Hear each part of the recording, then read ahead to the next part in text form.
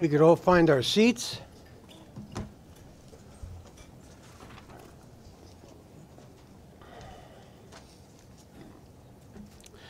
This is a special board meeting notice of which was duly provided to board members as required by Section 4 of the MTA bylaws. Under the bylaws, the matters under consideration today are limited to those matters stated in the notice. Today we're here to discuss the L train project. As noticed, there is no formal board action being taken today. Now I'd like to ask Mr. Marino to call to the podium those members of the public who have registered and wish to speak. Thank you, Mr. Chairman. I would like to remind all the public speakers that when I call your name, please go to the podium and you have 2 minutes to speak. The first speaker today will be Manhattan Borough President Gail Brewer.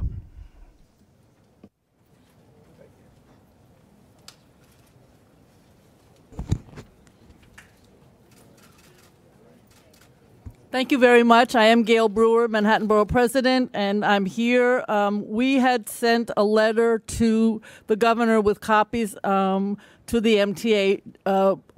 After we had a press conference, Eric Adams, Borough President of Brooklyn, and myself, with other elected officials, and I think there's about 10 elected officials, without reading the whole thing, but basically talks about an independent analysis needed to evaluate the long-term viability of the Canarsie Tunnel. We want to know about maintenance of the existing mitigation plan that our communities have collectively worked to outline, and I think you all know. And I want to thank the MTA staff, because for the last couple of years, along with DOT, there has been a great deal of support for planning what is going to happen. And I think that there needs to be, as goodness knows, this is better than Law and Order, which we all watch on a daily basis, in terms of intrigue. And that's why you have so many people here today. But we all read the New York Times today, so there's a lot of issues regarding the future of what is going to happen. So this particular letter goes through a full review. We want to understand exactly what the changes are, if they're going to take place. We want to make sure, although we've been told by Andy Byford, for whom we have a lot of respect, that the changes in terms of the stations and the platforms and the ADA and so on would continue. But I'm here to say, I think I can speak on behalf of all the elected officials who wrote this letter, that we do want answers to the questions raised here. And we also are very concerned because of what we read in the New York Times today. And so we're here to listen. We're also here to say that we want the very best for our constituents. Thank you very much.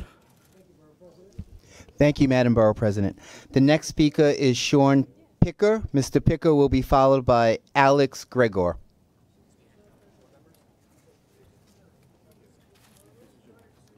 Shaul Picker, first of all, but okay.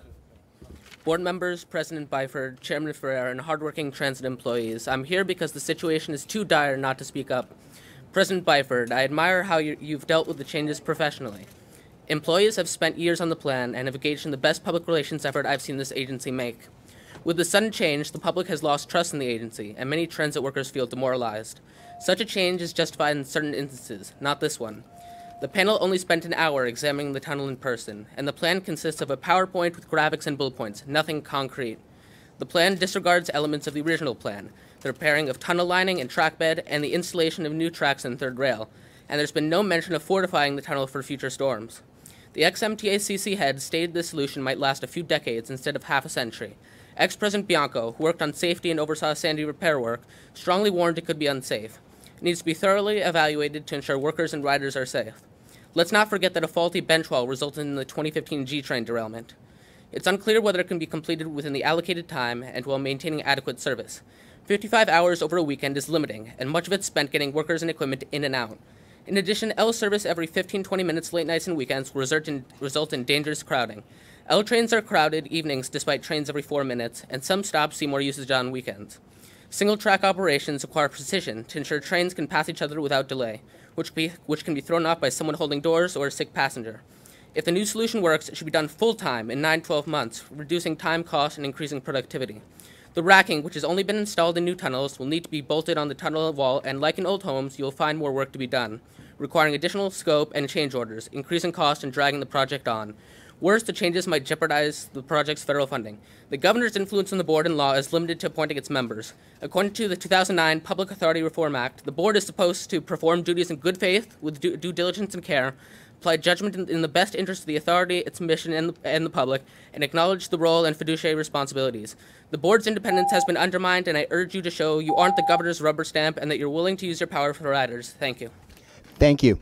The next speaker is Alex Grigor, who will be followed by Lisa Daglian.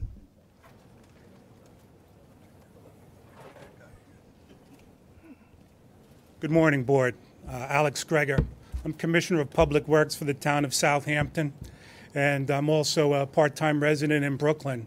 We mostly use the F and the G line, but I have been on the L as well. And I just wanted to wish you a happy new year. And I wanted to talk about confidence. Confidence in ourselves, confidence in our departments, confidence in the public. And I feel that that has been eroded by this. As an elected official, it's just as important to you as appointed officials as elected that we go out and we try to do our due diligence and be unified and not second guess. And I do have concerns about the tunnel project. My research that I was able to go through, I didn't have the 1-hour tour through the tunnel, but I see that it's a 1924 tunnel that was made with concrete with rebar in it. And the tunnel was flooded. And the reports say it was brackish water. And I'm here to tell you that I believe it was seawater. It was from the tidal surge from Hurricane Sandy that affected most of the tunnels in the city of New York. And the worst enemy of old cement with rebar is salt water. I have concerns about the bench walls. That's the emergency exit for the public. If spalling is taking place in the concrete, and if the water has reached the rebar, that will continue to swell and continue to expand, and it will flake and break. And as a gentleman said before on the G train, part of it fell in and caused a derailment. I don't think using mechanic in a can to spray the old bench walls is the ticket. If that is not part of the monopore of the structure itself, if the bench was added later, the seawater is going to get in there and it's going to continue to erode. And I would just say, please take a close look. Don't pass judgment so fast. I'm also here as my... Please summarize your remarks, sir. Yeah, I'll finish up. Part of my reason to be here, too, is that we both compete for the same funding. And since there's been such discussion of the congestion pricing, and what I'm hearing is this money will go directly to the MTA, I don't think that's a good thing. All the infrastructure in the state of New York is in bad shape. We're in the 7th year of a 2% spending cap. People are holding back, elected officials are holding back on capital improvements because they want to get reelected. I respect you all, and I thank you very much for your time, and I enjoy using your system. Thank you very much. Thank you very much. The next speaker is Lisa Daglian, who will be followed by Judy Penson. Hi. Good afternoon. I'm Lisa Daglian, the Executive Director of PCAC, on behalf of the Transit Riders Council. We were surprised, as most New Yorkers and many board members and MTA staff, when we heard Governor Cuomo announce his plan to avert the L train shutdown. Today's long overdue board briefing follows the initial press briefing, elected officials briefing, advocates briefing, and then even more press briefings. Almost 2 weeks later, those of us who could rearrange our schedules on short notice will finally learn the details of a plan that we heard has already been accepted by the MTA. We've been left with many more questions than answers. All we've seen so far is a PowerPoint presentation, not a plan. We have so many questions that we created an addendum, which we're happy to share with you. What we do know is that it's complex engineering work in a confined century-year-old underwater tunnel. Affixing the cables could conceivably compromise the concrete casing, which would be catastrophic. Of course we're concerned. We hope you are too. We need to be confident that New Yorkers traveling in a mile-long, tube underwater will be safe in the event of fire or failure. Following the plan presentation, we urge you as board members to ask and consider the many significant questions that we have, including what's a safety plan for silica dust removal? Will work trains travel through active stations and communities? What damage will affixing the racking systems do to the tunnel walls? Why did PB, now WSP, discard this option years ago, and how has the condition of the tubes changed? What travel mitigation plans will stay in place? What work will actually commence on April 27th? And what's the rush now after 3 years of planning and community input? We need to do these repairs once. We need to do them right. So take a deep breath and let an in-depth, independent analysis be conducted as announced by President Byford. We welcome innovative technologies that are less costly and more efficient, and we hope this proposed plan will do everything that we promised. But we're mindful of the old adage that if it looks too good to be true, it probably is. The safety of the traveling public is too important to let a political decision inform an engineering problem. Thank you. Thank you for your remarks. The next speaker is Judy Penson, who will be followed by Benjamin Solitaire. Sorry. Hello and thank you. My name is Judy Pesson. There's no N. I'm a member of the 14th Street Coalition, a group of neighborhood organizations impacted by the L train project. We appreciate everyone's efforts on this complicated project with many moving pieces. As the project moves forward, we expect that the promises made to keep the community involved in the decision-making on the above-ground mitigation plans will be kept. The well-being of the commuters has been the focus until now, and we appreciate and understand that. We want to ensure the well-being and safety of the community is now taken into consideration. Thank you very much. Thank you, Ms. Pesson. The next speaker is Benjamin Solitaire, who will be followed by Bruce Hain. Hi, how are you? I'm here today on behalf of the L Train Coalition in North Brooklyn. The coalition is a group of organized stakeholders and community members, business owners, and concerned citizens. It was formed 2.5 years ago in response to this crisis, and we've been working diligently with the community and the MTA and DOT. We are, as everybody else, taken by surprise and concerned with this recent announcement. I just want to read from a letter that we had recently put together. The goal of the coalition was to make sure that our businesses and citizens were served adequately and taken care of during the shutdown. And some of the key takeaways we have from this announcement are that the task of the L Train Coalition and the North Brooklyn Chamber of Commerce will continue to be to fight with the best interest of the businesses and residences of the impacted communities. Therefore, we request significant additional information regarding timing of the project, safety, air quality, material specifications, economic impact, and transportation details during the new work schedule. We requested an independent engineering firm weigh in on the new plan and that evaluate the safety for the public.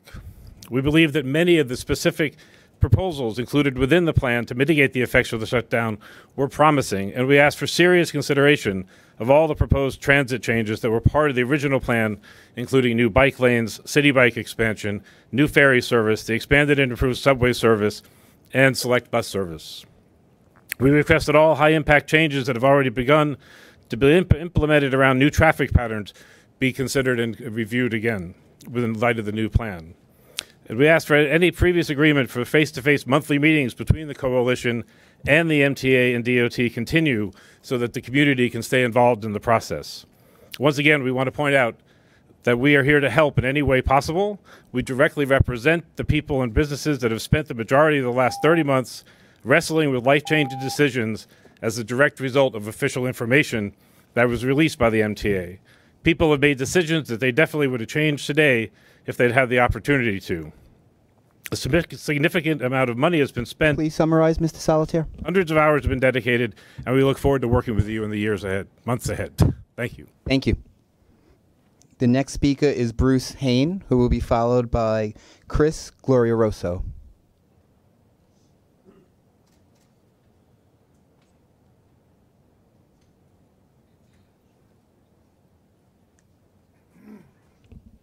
Hello, my name is Bruce Hain. I guess I'm billing myself as the foremost rail transportation planner of my generation by default. And Well, I was amused to hear one of you board members, I don't know which one, the other day on YouTube saying, "Well, I'm all at sea. The consultants won't tell us what's going on, and neither will Cuomo." Well, it dovetails nicely with Cuomo's interest in being a hero, and he knows a lot about infrastructure. He does, as politicians go. And the thing is that it's not in their interest for you to know, and it's in our interest, the people of the city, for you to find out. And you have paid, not consultants, you have your own engineers, I think. You have a staff of engineers. I mean, there's a certain way to do it. It's not in your interest to know, and the dithering is part of the MO, because you see this remediation for the for not being able to get into the city was very expensively planned and paid for already. See, and now they can go on to a different version. Well, the way to do it is you close one tube at a time. It's insane to do it any other way. And you know, if some engineer will state with particularity why not, I'd like to know. But I think that should be made clear to them.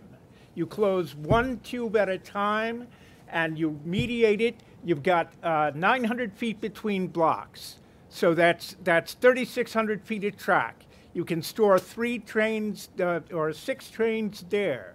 Then you have 2 trains in the station at 8th Avenue. You close at 8th Avenue, and you can stage 8 trains and work on your scheduling to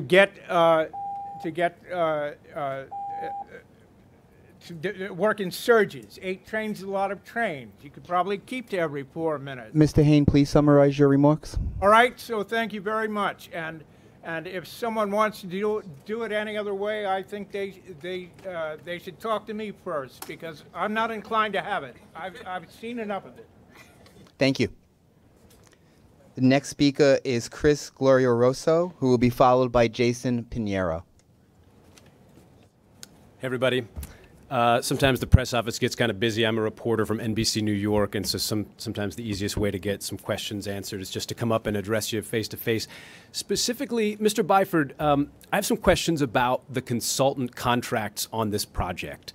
This is a 2016 consultant study that advocated for the closure for 15 months. Excuse me, sir. And This isn't the forgive me. I'm sorry? Forgive me. This isn't the forum for questions. You'll have your chance for questions, and certainly look forward to it. This is the chance for the public to make comments. I'm a member of the public. Well, so am I. I'm simply saying this is the chance for the public to make comments. Do you mind? Thank you. I appreciate that. I'm sure you So essentially, what I'd like to know is how much did this consultant study cost, and should the MTA get a refund for it? A second issue that I'd like to bring up is we'd like to see the consultant contracts on this project be made public. I think it's helpful for riders to know what these contracts entail and whether or not we are likely to see any explanation for how a 180 change in the strategy might happen under these contracts, or whether they might require a new contract. Thirdly, I think there's a question that the riding public would want to know, given the events of this sort of 180 change in strategy here. Is there any questioning of how the MTA deals with consultants as a whole? We spend lots of money on consultants, and my question is, does this change from one idea, one strategy to the next mean we should have some questions about the entire use of consultants, across the entire system? Lastly, one issue I'd like to bring up is to the consultants themselves that have worked on the L train project. It's a pretty dramatic change. Mr. Glorioso, please summarize your remarks. Sure. It's a pretty dramatic change from asking for this tunnel to be closed for 15 months to saying that it can be opened the entire time, at least partially. Do the consultants fear that there's any loss of credibility when the advice goes from one point to the next, and changes within a matter of days. So I'm hoping that in this hearing, there'll be some talk about that. And specifically, Mr. Byford, I'm hoping you can address some of those issues. Thanks so much for your time. Thank you. The next speaker is Jason Pinheiro, who will be followed by Omar Vera. Good afternoon, Mr. Byford, and good afternoon to the rest of the board members. As we all know, and the press knows, that this project has been discussed since our beloved COO, Ronnie Hinckham, was president of New York City Transit. 3 years of studies, outreach. I attended every and each, let's say, outreach event throughout Brooklyn and Manhattan. And why Governor Andrew Mark Cuomo came out of the blues and toured the tunnel for 1 hour. 1 hour is not enough time. 3 years of study was way enough to determine how the work was going to be done. First, we had 36 and 18 months. I went for the 18 month because having the tunnel fully closed made assured us to get the work done and get out. Why the Montague 2 was done ahead of schedule and below budget? Because it was done in an adequate way. But why changing all this technique on the L train shutdown, affecting thousands of people that travel along 14th Street and in Williamsburg, Brooklyn? Why changing the things at the last minute? I wish that Governor Andrew Mark Cuomo was here, that he will answer our questions face to face. But Freddie, let's see what's going to happen from now on until April 27th. Thank you, Mr. Pinheiro. Next speaker is Omar Vera. Mr. Vera will be followed by Jeffrey Smalls. Happy New Year, everybody. Welcome to this special edition of Emergency Board Meeting. And yes, apparently when the New Year came, this was odd because the governor then said he basically tore the tunnel, said that after 3 years of planning, first, like Jason said, we got the 18-month shutdown with both tubes to be closed, and then we shorted it to 15 months. That was in 2017. I'm like, fair enough. That's fine. But why this all of a sudden? All of a sudden, things change at the last minute, and now people are going to have a hard time adjusting to this. I mean, don't get me wrong. Canarsie Tunnel, like, it needs to be repaired, and it needs to be in good shape, but it needs to be done in an adequate way. And I understand that people are going to be frustrated for over a year to having to try alternative service. But I feel like the governor is trying to appease those who don't want the tunnel done and who want to just let things keep going and uncertain things to happen. Certain disaster will happen eventually if the tunnels will get done. Canarsie Tube was constructed in 1924 after most of the Eastern Division was already up and running, even by 40 years earlier as elevated lines. So the governor needs to explain this new plan, the plan that supposedly has been done with the European metro systems like Paris and Berlin. He needs to explain how would it work and when would it start. He needs to give a timeline for how things would be done. Because otherwise, this is just going to be confusing. The people along 14th Street, including those who work at Google, are going to be confused as what's going on. Those who take the L train. People who commute to Brooklyn or from Brooklyn are also going to be confused on this. And President Byford, please, I like your plan, but like I said, this should be part of the top to bottom modernization of plan with Fast Forward. Just the governor should explain, step by step, how is this better than just the plan that we have almost established with the preparatory work starting late last year. And with that, I shall see you all again here next week. Thank you. Thank you, Mr. Vera. The next speaker is Jeffrey Smalls, who will be followed by William Vega. Good morning, Mr. President, MTA Board. My name is Jeffrey Smalls. I'm the president of Smalls Electrical Construction. I'm a third-generation contractor based in Brooklyn. We've been certified with the MTA since '97 as an MBE and a DBE contractor. My concerns are when large projects like this come up. We've done work on the Rockaway line. When Sandy hit, we were one of the contractors that enabled the TA to run trains again by doing all the traction power work, over 50,000 feet of cable. Montague Cube, we were also participating on that one as well. But when it comes to payments, we were called out for the 2nd MU line. We did work on 86th Street and 96th Street, and the governor came down and basically said all contractors must be done by the end of the year, 2016. We were one of the contractors that went ahead of all the change orders, all the paperwork, and we got the work done. We did over $600,000 worth of additional work. And now, where we stand in 2019, we're still not paid for this work. We understand that the contractor got paid and refuses to pay us. They refuse to answer any of my calls, and we're trying to be a professional firm, but at the same time, we're a small company, and we need help. So for this new project, I'm asking that you have protections to allow subcontractors, whether it be 2nd tier or 3rd tier, when it comes to payment, have a seat at the table. We have a seat at the table when we get approved by the MTA as a subcontractor.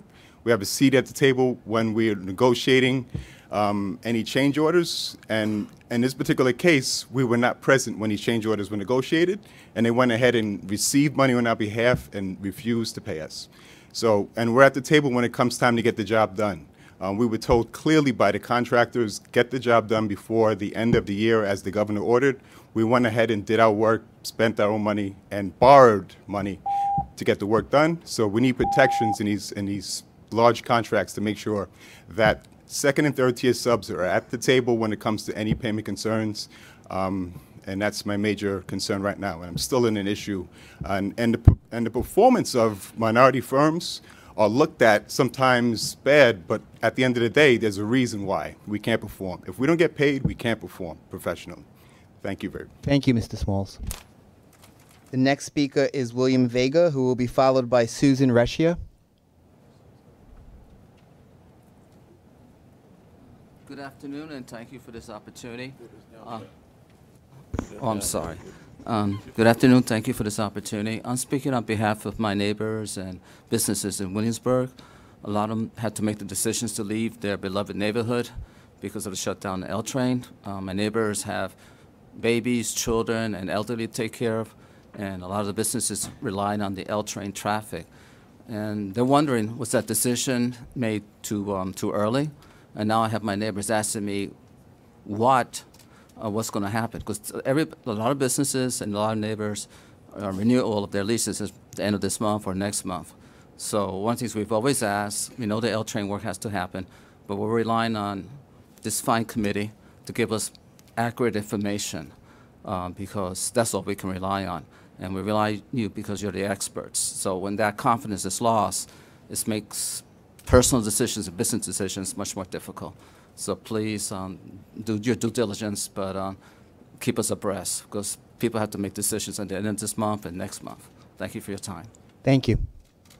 The next speaker is Susan Reschia, who will be followed by Felice Kirby.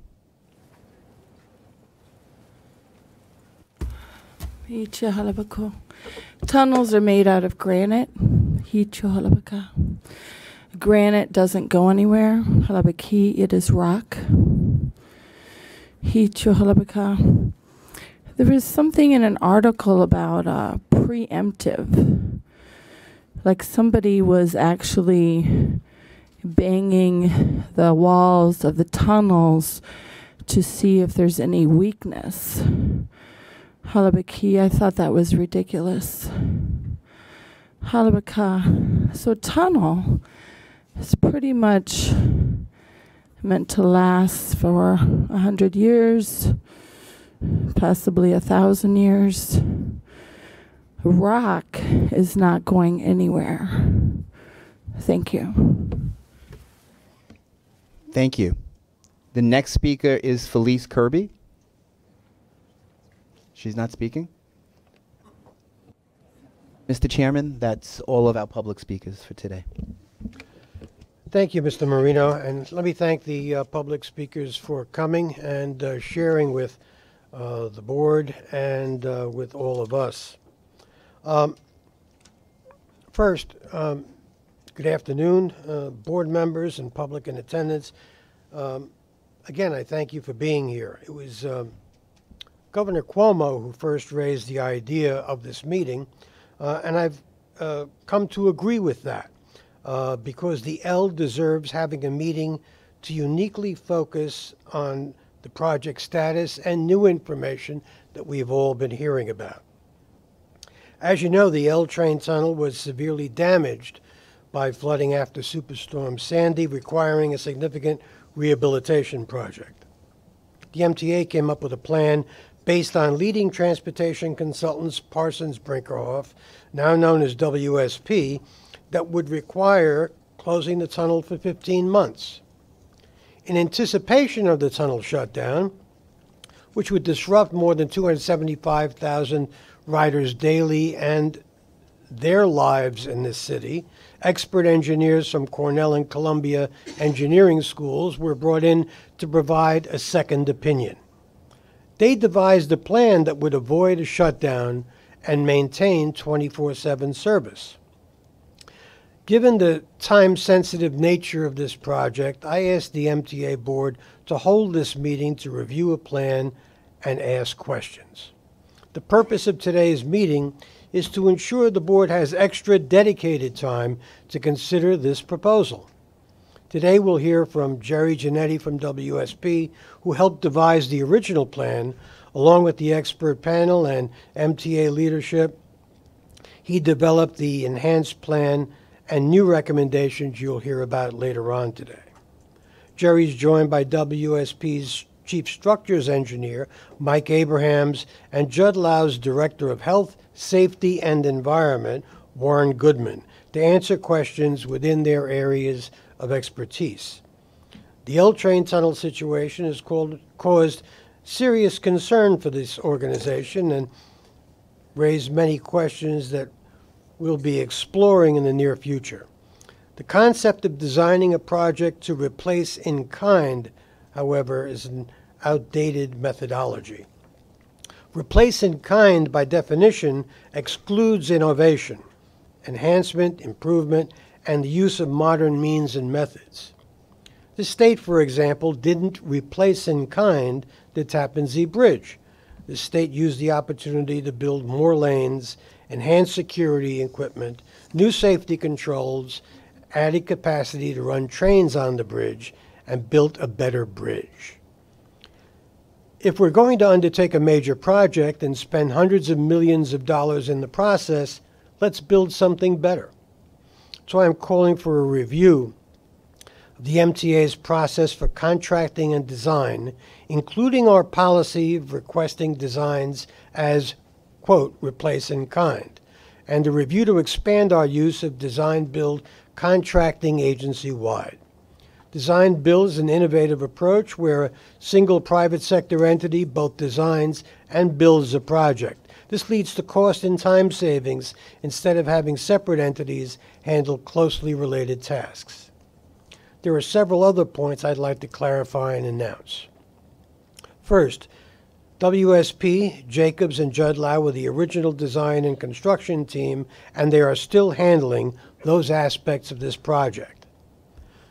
We thank the deans of Cornell and Columbia engineering schools and their own teams for their time, commitment to this project, and their very helpful advice and recommendations. WSP has reviewed those suggestions, worked in close collaboration with the academic team, and agrees with them. You'll hear about that in a moment. WSP has modified the design to incorporate those recommendations. To be clear, WSP was the original designer and is still the designer you'll be hearing from shortly. But let's not lose sight of the most crucial fact. These new recommendations will avoid a shutdown of L train service. and that's important, not trivial.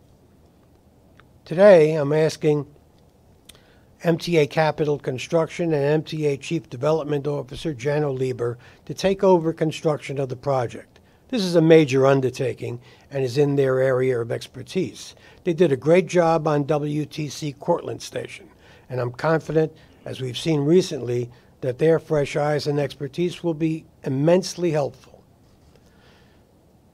As this is a priority project, I've asked MTA Managing Director Ronnie Hakem to take direct supervision. Ronnie oversees the MTA operating agencies, and we want to ensure this project has the full resources of the entire organization available. In addition, a new third-party consultant will be engaged to report to the MTA Board, coordinate the construction with the ongoing train operations, and make sure the transition from construction to operation is seamless. The independent consultant will also review safety and environmental considerations and perform its due diligence to ensure safety and quality of service are followed. Finally, at the direction of Managing Director Hakem, New York City Transit, led by President Andy Byford, will continue to handle public outreach, customer service, alternate service planning, and delivery tasks both before and during the reconstruction project.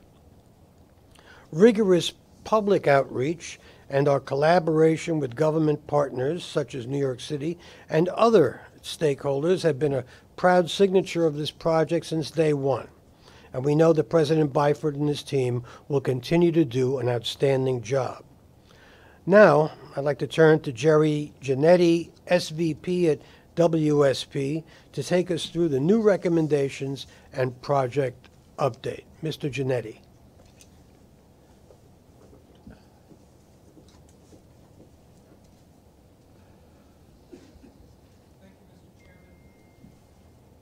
Members of the board, other officials, members of the public, thank you for inviting us here to kind of summarize and provide a project update. The L train project includes many components. The components are along the line to ensure that the safety or the Sandy rehabilitation or damage caused by Sandy is repaired. Also, it includes some core capacity improvements and some other minor project elements. We're going to focus in the area between the two fan plants for much of these recommendations. The fan plants are the two circles on either side of the East River. You can see in the middle of the river, that's where a pump room was. And generally speaking, when the Sandy storm occurred, largely the area between the two fan plants are what was inundated with what one of the members of the public referred to as brackish water, the salt water that's highly corrosive and can do a lot of damage to infrastructure. Just as one of the members of the public mentioned, the tunnel itself between those two fan plants was built and opened in 1924, almost 100 years old.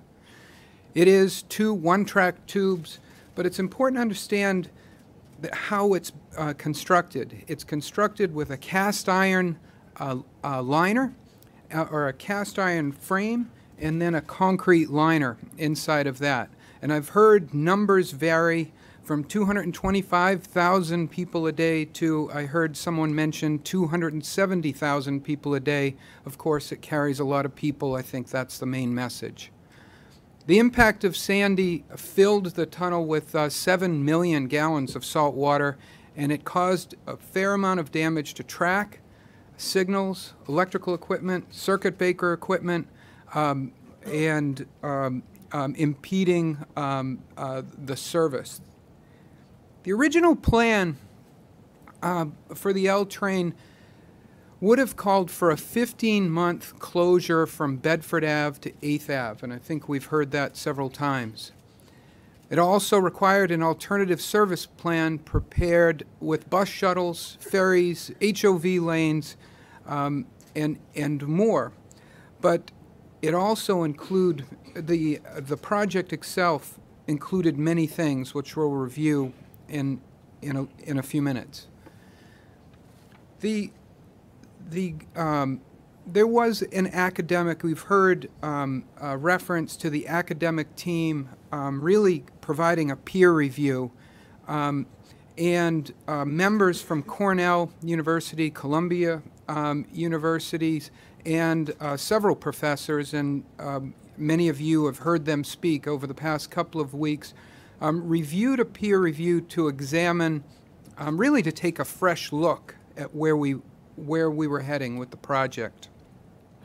We worked closely with them, as well as Jacobs, the construction manager, and MTA. The expert panel developed key project design alternatives to accomplish the key project objectives, and that is maintaining the core systems that was the original intent of the project. How could we do things differently? I heard one comment that in newspapers and earlier from a member of the public, but they were only in there for an hour. And I think over the past 6 weeks, we have worked tirelessly with them, providing piles of data and reports that have been prepared over the past years. It also included, before they went into that tunnel for that hour that keeps being referred to, they could drive the tunnel themselves on the computer. So when they got in the tunnel, it was not foreign to them. It's actually many things that they had already seen. What's new, and just a highlight of the talking about the peer review recommendations, just to highlight what's new, there is a reduced amount of demolition required. We did focus on the bench walls, as that creates a fair amount of silica, and that needs attention. What's new is stabilizing and categorizing, which we'll talk about in a few moments, of the bench wall. What also changes is how we're dealing with the cables, and we'll talk about cables that are carrying the critical systems, and we'll talk about that in a moment. Another key change is adding smart sensor systems to the bench wall itself to monitor bench wall movement, which is similar to what has been done on many bridges around the area. And there was also a change focusing on public safety and adding an independent environmental monitor. What doesn't change is many of the system elements, which I heard much of the concern from many of the public members, are still included in the project. The continuous welded rail, the replacement of the third rail, much of the horizontal track and the horizontal alignment modifications will take place, replacing all the electrical and the communication systems, tunnel resilience investments such as replacing all the pumps and upgrading them. ADA and station improvements are still in the project, and substations and some of one of the current circuit breaker houses is actually in the tunnel next to one of the pumps at the sump of the tunnel, pulling that out and moving that to the surface street so it's not susceptible, God forbid there was another storm, and adding new tunnel lighting. There were 10 recommendations by the peer review, and what we've done is group them into 4 basic areas: the cabling, the bench walls, resiliency items, and enhanced public safety, and we'll walk through those now. Beginning with the racking systems and the cabling. Racking systems are not new. Racking systems have been used here in New York. Number 7 line extended out to Hudson Yards includes a racking system, but it's more commonly used around the globe. And we found a number of examples in the Crossrail in London, in Hong Kong, and in Riyadh. There were a number of others too, but we just use these as examples. Racking systems are common in transit projects around the globe. All the cables that were in the bench wall will be moved. Well, maybe it's incorrect to say moved. Will be newly installed on the racking system, and the cables that are in the bench wall now will be abandoned. The frequency and depth of bolt penetration poses no risk to the tunnel lining because what we're doing is something different than is looked at before. And I heard a couple of references to this, and I'm sure we'll get a couple of questions about it, particularly with the article that was in the paper this morning in the New York Times, is that the racking system manages the number of penetrations in the tunnel liner. It also requires 60% fewer bolts than individually bolting the cables to the tunnel lining, and that was what was provided in a report several years ago in 2014 or 15. And so this is very different than what was proposed then. Switching from the cables to the bench wall, there are the major recommendation here is leaving the bench wall that doesn't need to be moved, leaving it in place. And the photograph on the image on the screen is an area of a bench wall that looks pretty good. It looks very good, by the way, and it's 100 years old. What we're going to do is categorize the bench walls into 3 basic categories: leave in place with no action, leave in place and strengthen with FRP or some type of cementitious material, or maybe a steel bar. Those are some options that we have open to us. But that area of the bench wall that is falling apart, if you will, those areas will be removed. It's not the objective of this project nor our team to leave something in place that will have to be repaired in a short period of time. We're looking for, decades of a solution here. There is, we are in the middle of still evaluating that wall. We know that at least 60% of the bench walls that are in the tunnels today can stay, but 40% is falling into this review that categorizes them into those categories that I just talked about. We had a non-destructive testing team, which is like when you go to a doctor, you have a non-destructive test by having an X-ray to show that your maybe arm is broken. This non-destructive testing took place 2 weeks ago. A report was developed last week, and Mike has a long day because this evening he's going out to compare the non-destructive test with what he can visually inspect in the field and draw some conclusions. So that's going on this week, and then next week we'll be looking at recommendations and having discussions as a collaborative group, which includes us, MTA, the construction manager, and the contractor.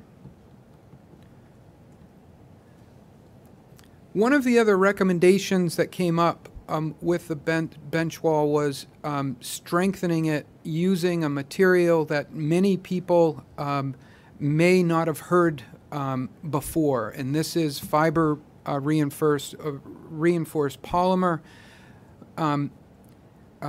I would bet that many of you that commuted here today may have gone through a structure that used FRP to strengthen some of its structural members. And it is fairly well a well-used material here and other parts of the globe. It is a material that was used on the number 7 line extension to Hudson Yards. It was used on 2nd Avenue subway phase 1, and it is used in many bridges. And the image that you see on the screen is FRP, the white material, I believe, at the top of the screen, coating the beam.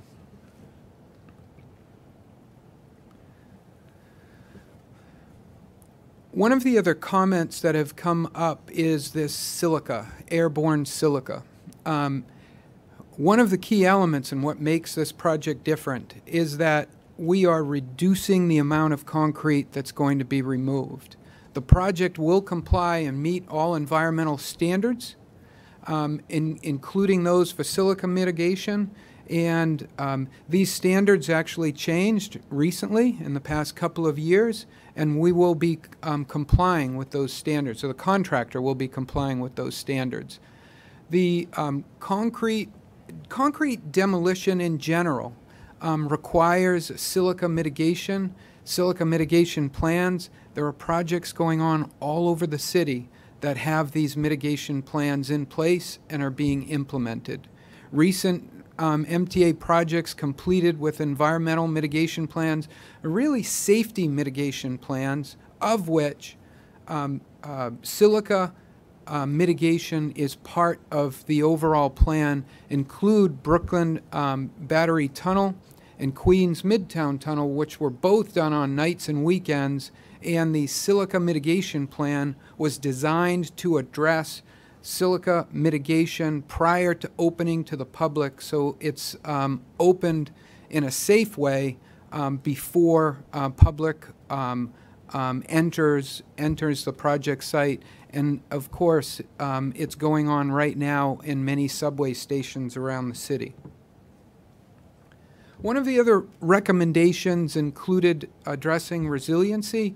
I remember being in the governor's conference room, and one of the questions was, what are you doing to address resiliency so that this tunnel doesn't flood again? And there were a number of recommendations that were made with regard to the pump capacity, permanent generators, moving them in place, and considering other methods to keep water from entering this tunnel, and those were all part of the study and are now being followed up on as well. A couple other recommendations included a detailed evaluation of options, control options for dust and airborne silica, and I think we just covered a lot of those. But what's new here is that they recommended a third-party review of air quality. And what that means is that while the MTA may have someone reviewing air quality, they also have pressures to open on Monday morning. The contractor may have someone reviewing for air quality. They have pressures to complete the work. Someone that's a third party that can evaluate the air quality doesn't have an axe to grind, and this was one of their suggestions.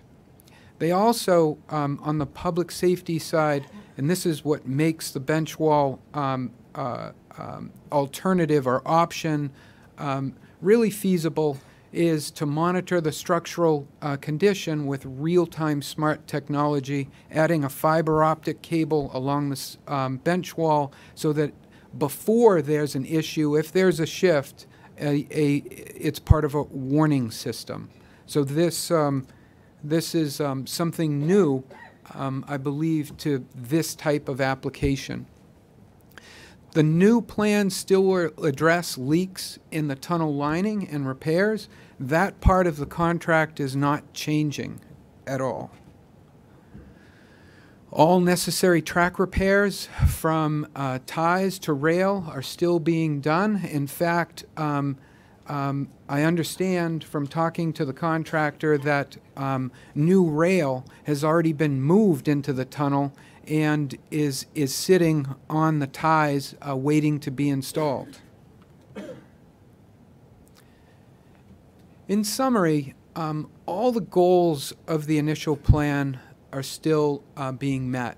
The integration of tested technologies, that is, from the racking system to fortifying the bench wall to applying the fiber optic monitoring device, will lead to a resilient, long-lasting infrastructure improvement in the form of a rehabilitated tunnel. This new plan certainly lessens the impact on the riders by avoiding a total shutdown.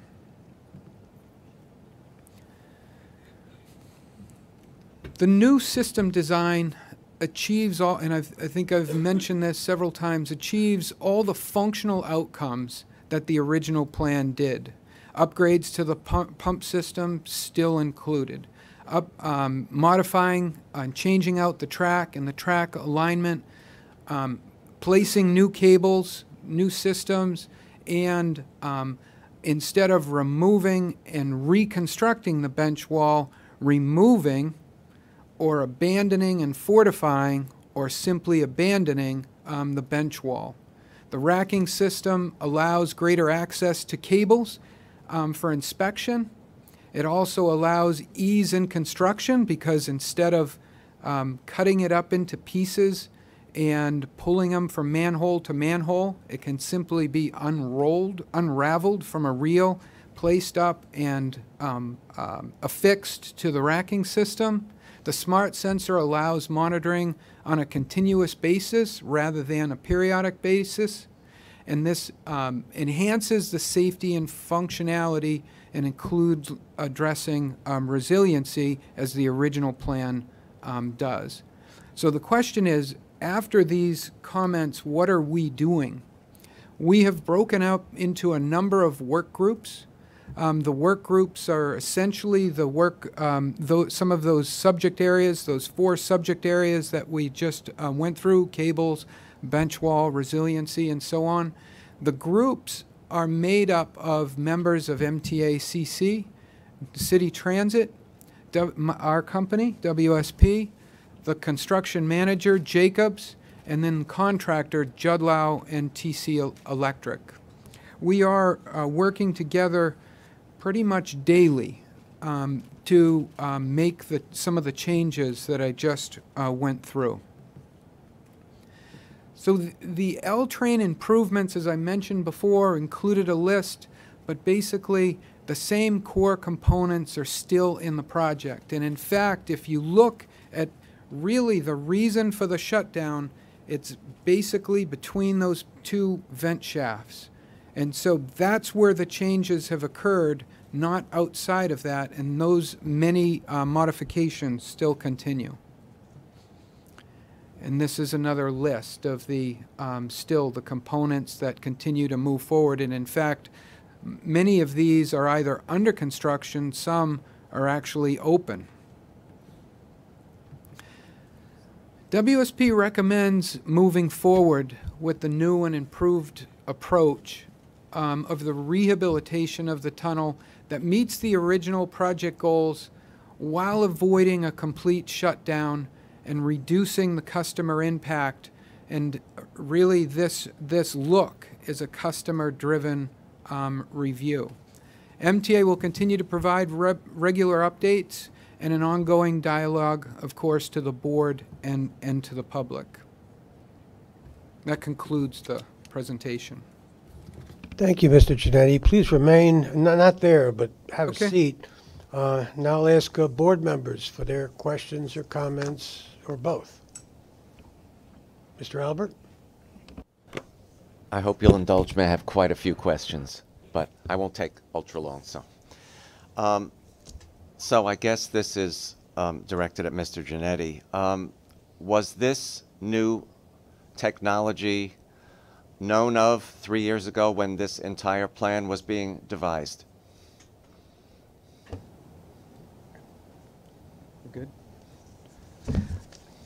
So can you hear me? Yeah. Okay. These technologies have been used on many projects individually, but in a tunnel like this, it's never been brought together like this in a tunnel rehab project. Okay, and you are convinced that having never been done in an environment such as this, that it would work here? We're very confident with the plan, and in fact, we wouldn't propose a plan we didn't think would be safe and durable. Okay, how long will this fix be good for in this new version versus the 75 to 100 years that the original plan would have been good for? I think for those that followed the original press conference, you heard that Tom O'Rourke, the professor from Cornell, who's very well known in the tunneling industry, says this is not a Band-Aid solution. We concur with that assessment. Longevity, of course, is hard to say in these harsh environments. If maintained, this can last decades. This is a generational investment, not a Band-Aid. We have a bench wall that is in great shape after 100 years, and you saw some images. You also see some bench wall that is crumbling. We're not going to leave anything in place that we think will fail. That is why we will fortify it. That's why we're taking the extra steps to investigate and do the non-destructive testing and visually go out and with that non-destructive testing data and make an assessment. And the fiber optic sensor is another way to monitor remotely and get an early warning if something starts moving. Does FTA have to approve of this new plan, and will any federal funds that have been advanced have to be repaid? So maybe I'll jump in on that one. Sure. We've already started working with the FTA, having, of course, the benefit of knowing that we need a little work to be done first before presenting them with an approach. We're a little behind with the shutdown, the federal government shutdown, but again, we'll continue the collaboration and don't anticipate certainly don't anticipate giving money back, and would think this is still a good Sandy recovery and resiliency project. Okay. This new plan envisions cables being strung along the wall in the tunnel. Those cables will then be available for a vandal or terrorist or something to have access to them, whereas before they would have been buried in the wall. Is that a fair assessment? Aren't they now exposed in the wall? I mean, they're covered in a cable, but that cable is available. It's reachable. The short answer is no. Along the bench wall, existing and the new parts that'll be replaced as a bench wall, there'll be fiber optic sensors that'll serve two purposes. One, to give us an ability to monitor the condition of that bench wall at all times. Mm-hmm. But second, give us an ability to ensure that there's nobody unauthorized in that area. So there's an intruder alert built Absolutely. into that? And that's the entire story on those sensors, and I think it's a very good innovation. Okay. My next question. If I could, placing them up on the racking system allows, and this is something that the peer review panel was pretty adamant about, is that it allows a visual inspection. It allows access for repairs. It allows,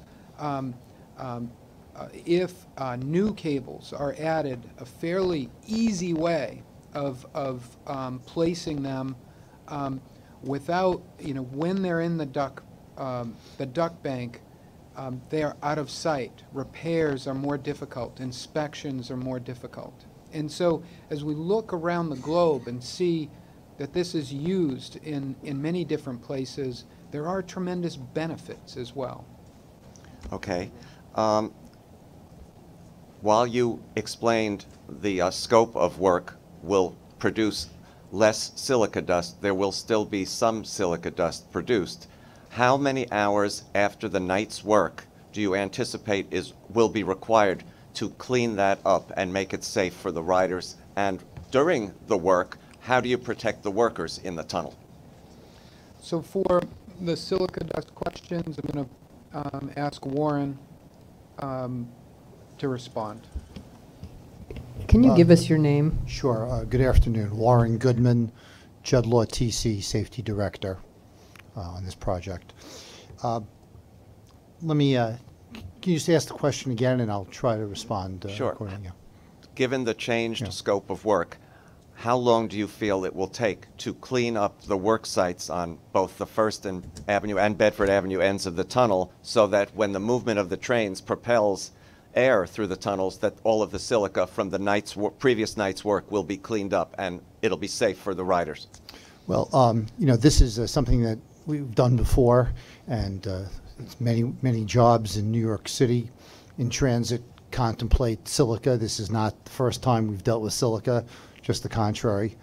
What we do is I think we'll develop a plan, you know, now that everything is somewhat different, but I anticipate a plan where the workers clean as they go and then have some time at the end of the shift, set aside some time to do additional cleaning and, you know, continue to use the, you know, means and methods to capture silica as they work. So it's really a combination of things, sir. And how are the workers protected during this? Are they wearing masks? Sure. Yeah. So again, you know, we'll have to be doing some environmental monitoring, and it's still very early for the planning. But typically, we have monitoring. We have tools that can capture the silica dust as it's being generated. We may use other methods that are available, and then finally, the workers frequently will be wearing personal protective equipment, which we would call masks and filters. Forgive me, and are these OSHA compliant? Oh yes, sir. We'd only do things that were consistent with you know, current practices and OSHA for the workers. And so the work is being done in one of the tubes while the other tube maintains service overnight. When the morning rush begins, the tube that had the work occurring in it will have trains passing through it. Will all of the remains or residue of any silica be totally gone so that when the train movement comes through the tunnel, it doesn't move any of that into the stations? I'm confident, as we said, we're going to be planning this. We're still very early, but I'm confident that we can, you know, capture and remove the dust. Okay. My next one is the L train service plan, which envisions nights and weekends of 20-minute headways. As everybody who rides that line knows, that is nowhere near sufficient for L train crowds. Is there a plan to, I mean, people will be holding doors, dwell times will be well increased. Don't think you'll be able to maintain that. So will additional service that was planned, additional trains on the E, J's, M's, Z's, E's, and 7's be forthcoming during this time? So you know exactly the things that we have to be looking at right now.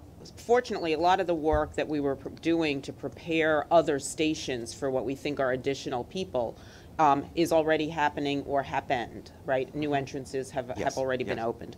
And so we will absolutely have to do our ridership information, look at that, work with City DOT on what becomes a revision to an alternate service plan, see what's needed, and that's the idea, is to put service where we need it.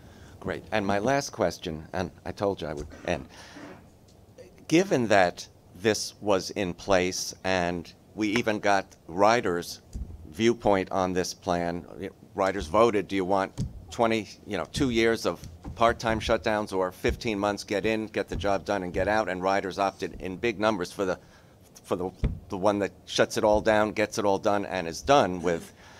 And the fact that this contract has now been changed at the last minute, does this make it tougher for the MTA to get contractors to bid on future contracts, knowing that something could happen like this at the last minute? Will we have fewer bidders? Does that raise our costs? We're trying to get more bidders on things, I believe. I don't think so. I think, by the way, as an institution, as an organization, we have to be open to new ways of doing things. Sure. Individually and collectively, we have been talking about this as a board for as long as I've been a member of this board. And this is put our money where our mouths are time. We have an opportunity to do this. We're hearing from experts, people we have hired, and the public and everyone else on this, and I think we have an obligation to the riding public. If there's a chance that we can cut out the enormous inconvenience that they will be facing, even with the alternative plans being put into place, we ought to take a serious look at it. So that's what this is about. Mr. Chairman, I'd just like to add to Commissioner Albert's thing. I also think that the recommendations that were put forward by the Cost Containment Working Group, chaired by Scott Reckler, is going to go a very long way to increasing competition and getting better pricing on future capital projects. And, you know, and those recommendations by the Cost Containment Committee were just the start of more reforms, and I'm sure that will be forthcoming either. That's just going to increase competition. So this contract is unique and different. I don't think it's going to have any impact whatsoever on, actually, I think it's going to vastly improve in terms of increasing competition and getting better pricing. President Foy, and then we'll take the next question. Yeah, Commissioner Albert, I'd make the following point. I think this is a clarion call to the industry in the United States and around the world that we want innovation, we don't want rebuild in place, and I think we're likely to see a surge of creative, innovative, and status quo challenging ideas, and I think it's a good thing. And the gentleman from WSP said this would last decades. Is that 20, 30, 40? So the academics at the press conference a week or so ago said used 40 to 50 years as the period. Dr. Metzger. Sir, I apologize for being late. I'm happy to see Polly here. She worked very long and hard to come up with a plan that would help people get where they needed to be when the subway system was shut down. She deserves kudos and consideration. I'm confident that this is going to be discussed in great detail, more than just here, because we still have additional information that I think is necessary. So rather than asking you questions that you try to answer without sufficient information, I will set forth what I think we need for me to be able to say this is a valid plan. It certainly has some promise. With respect to the silica issue, you also said that we are still categorizing the knee wall. If that's the case, you don't know yet how much silica you're going to be dealing with. As a consequence, we don't have yet a specific mitigation plan. I think the board would want to see more information on that before we would feel confident moving on. I understand that there will be air quality monitoring. This is not a new wrinkle. We do air quality monitoring all the time. It's the board's preference to find out what's going to happen before it happens, not while it's happening. And that doesn't mean we won't be monitoring the air.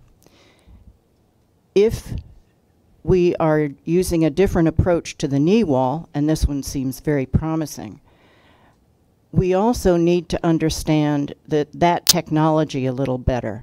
So I think we need more information on that. The racking system that you have described uses fewer bolts and apparently will be less destructive to our tunnel walls. But it's hard for me to envision that because the weight of the cables, which are well protected, hasn't changed. So I think we need information about that.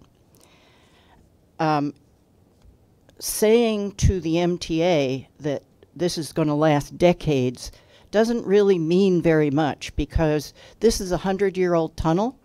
We buy trains that we expect to last for 40 years. So 40 years is just not as long-term as I would like to think.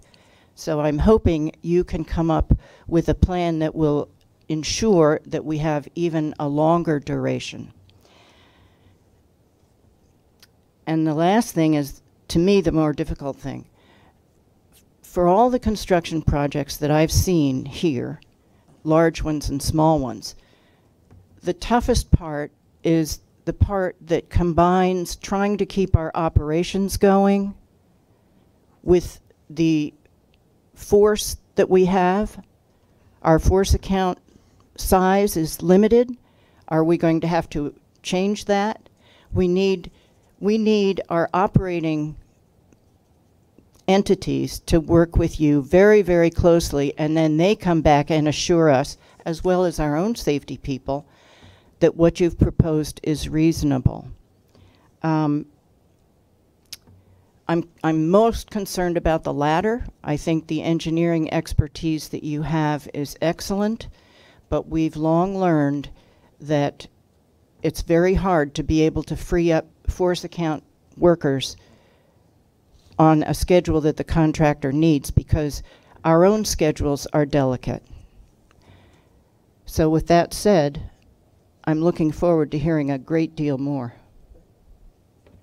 Thank you. Commissioner Trottenberg. I will try not to take too long too, although I don't know whether I'll be able to do that. And thanks, Sue, for those nice words. I think I can safely say that there's probably nobody who would be more enthusiastic on this board about a plan to not have to close the tunnels. Having been, as Sue mentioned, I pulled together my schedule of all my involvement on the L train. It goes on for pages and pages. It started in 2015. When actually Ronnie and Tom Prendergast came to me and said, we need to close the tunnel. So I'd be delighted if there is a way to do this project and not have to close the tunnel. But I think, like a lot of folks around the table, and we heard from the public today and we've heard from elected officials, I too have a lot of questions, some of which have been asked today, but I guess I want to put my 2 cents on the table and maybe start a little bit with you, Mr. Goodman, and the comments about the silica. Because obviously, I have to say, when the MTA first came to the city about this project, wanting to close the tunnel down entirely, one of the big reasons they gave was the silica. And particularly, and I want to get your thoughts on this, and you, I think you, Mr. Giannetti, mentioned you want to have a third-party evaluator, which I think you need for silica, who doesn't feel any pressure in terms of having to open the tunnel up for morning rush hour service if it's found that the silica levels are, not where they need to be. And Mr. Goodman, you said, sort of in asking about the plan, it's still very early, but I feel like I'm confused by that, because it sounds like it's not early. It sounds like we're trying to do this quickly. So I really do want to have a deeper understanding. And I know you mentioned that there was silica removal in the Queens Midtown Tunnel and the Brooklyn Battery Tunnel, and I don't know the ways in which those two tunnels are similar and not similar to the Canarsie Tunnel.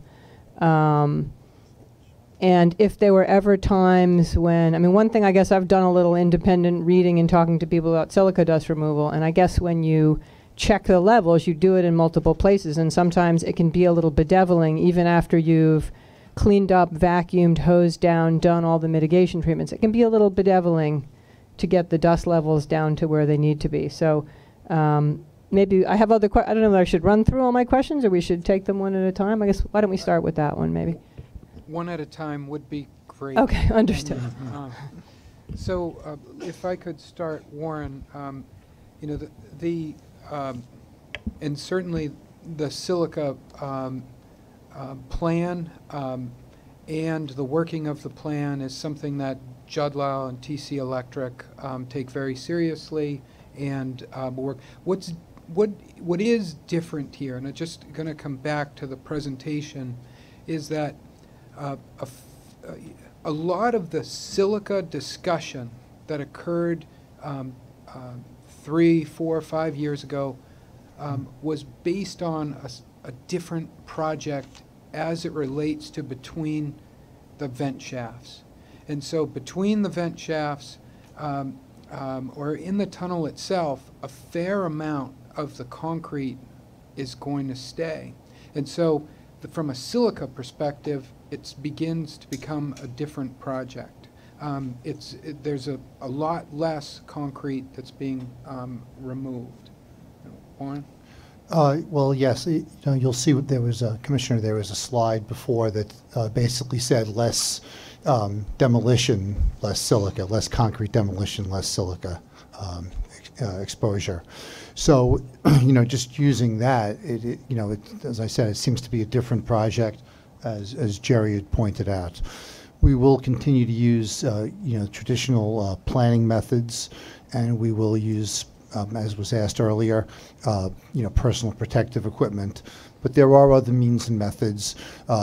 There are methods in using water to reduce airborne silica.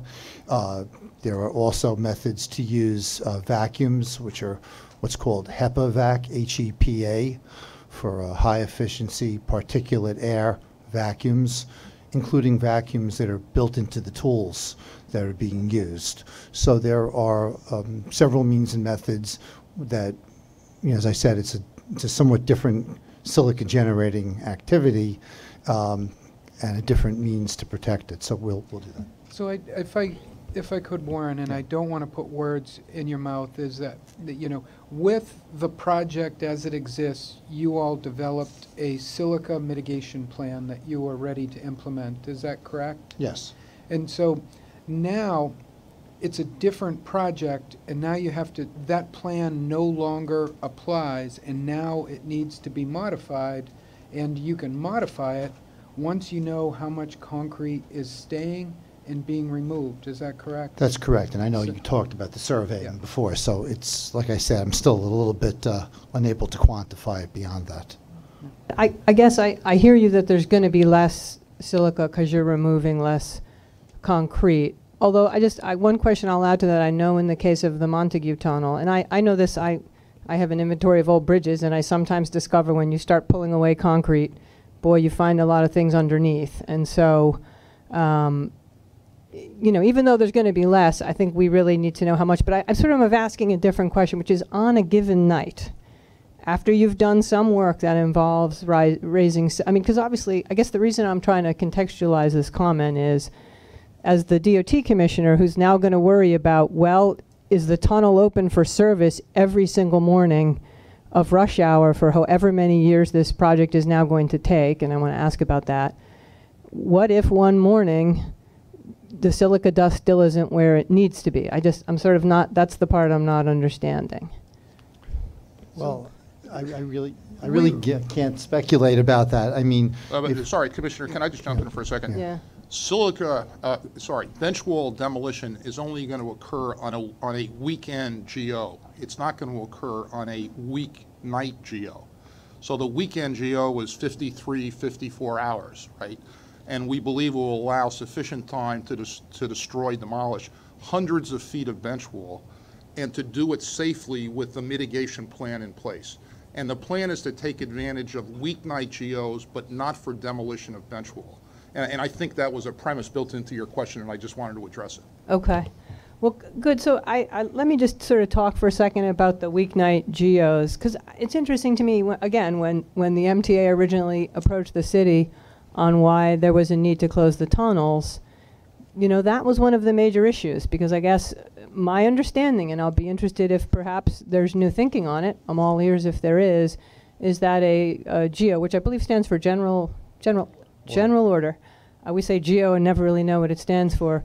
You only get 3 or 4 hours of actual, as you all call it, wrench time, because the setup and the takedown takes a while.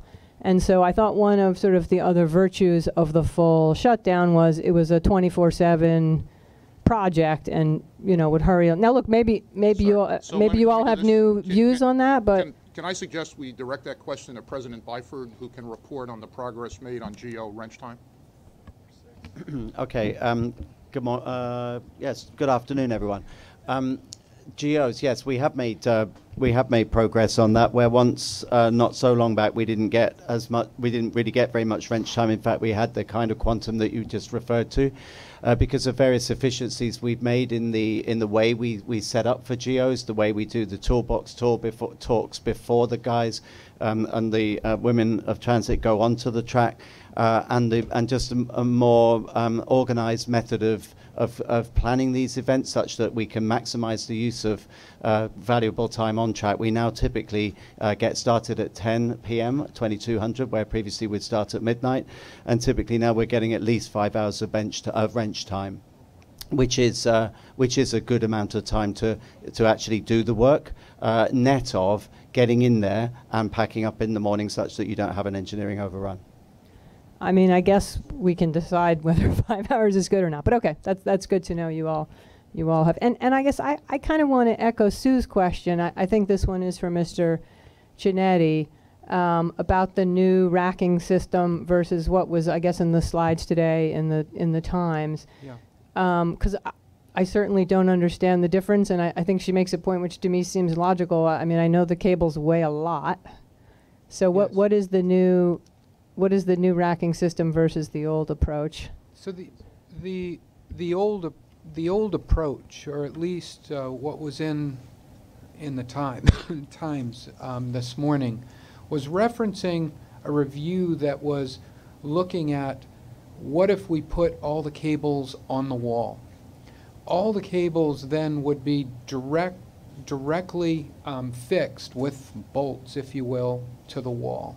And so what the current approach is that the cables, while there'll still be cables affixed to the wall, many of the cables will be on these racks, and the racks will have far fewer bolts into the wall than if you directly adhered the bolts to the wall itself.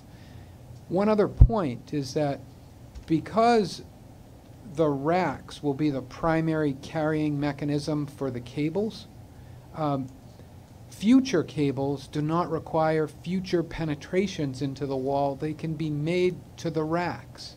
And so really it's a way of managing the number of embedments or bolts into the wall. The previous study that was done referred to 50,000 embedments, and that assumes that every cable will be directly fixed to the wall itself. And instead of now all those cables going on the wall, they're going on the rack, and the rack only has 3, maybe 4 bolts holding it to the wall itself. One other thing that article did, which kind of wasn't fair, is it's not describing unsafe piercing the wall. It could cause leaks. Really, those are concerns that need to be managed with the length of the bolt. And so the bolts that we're talking about are in the 3.5 to 4 inch range. The thickness of the concrete liner is in the 10 inch range, which gives us fair distance between the end of the bolt and the edge of the cast iron liner. Does that adequately respond to your question? So back in whenever the thing in the Times was 2014, I think, your firm or no one at the I mean, I got bookshelves in my house, so it's not like the concept of a rack is an exotic one. Did no one look at it then? Is some other document going to emerge that shows that it was looked at, or I'm just curious? There was no racking system that was evaluated at that time that I'm aware of. Even though at that time were there other systems that had them? I think that some of the examples that I gave in London, Riyadh, those were all under design. Racking systems were being used at the time. Okay, well, we'll come back to the racking system. And I think Andrew asked another question that, again, back when the MTA came to the city to talk about this project, they sort of talked about it in terms of being a 100-year fix. I want to go back Yeah. to that last question. This racking systems are not a standard, and unless we're allowed, this opportunity is for us to innovate. While it doesn't sound like a significant innovation, this is an innovation in some of our tunnels today, here.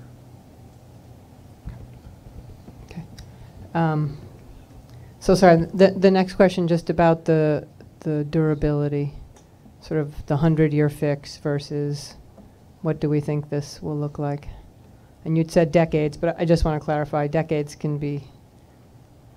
Yeah, so it's difficult for me to say exactly how long, or us to say how long some of these fixes will last. As long as they're maintained, they can last far, certainly they could hit the 50 years, but really it's just hard to say because what will happen? Will we get inundated by another storm? Will it be neglected, which I'm sure won't, but things have to be monitored.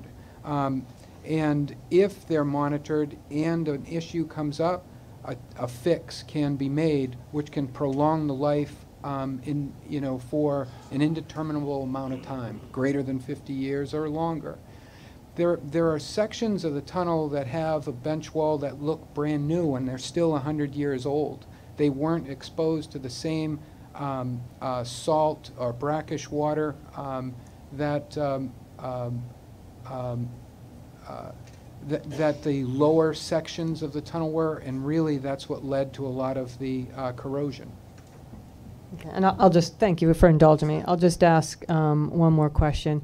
I guess I do want to try, and this actually may be more of an Andy MTA question. And again, one that's of keen interest to the city, and I think I see some folks in the room here from some of the affected neighborhoods, and I think of keen interest to them. Even with improved wrench time and doing some of the work on the weekends, what, in sort of everyone's expert opinion, how long will this project take now?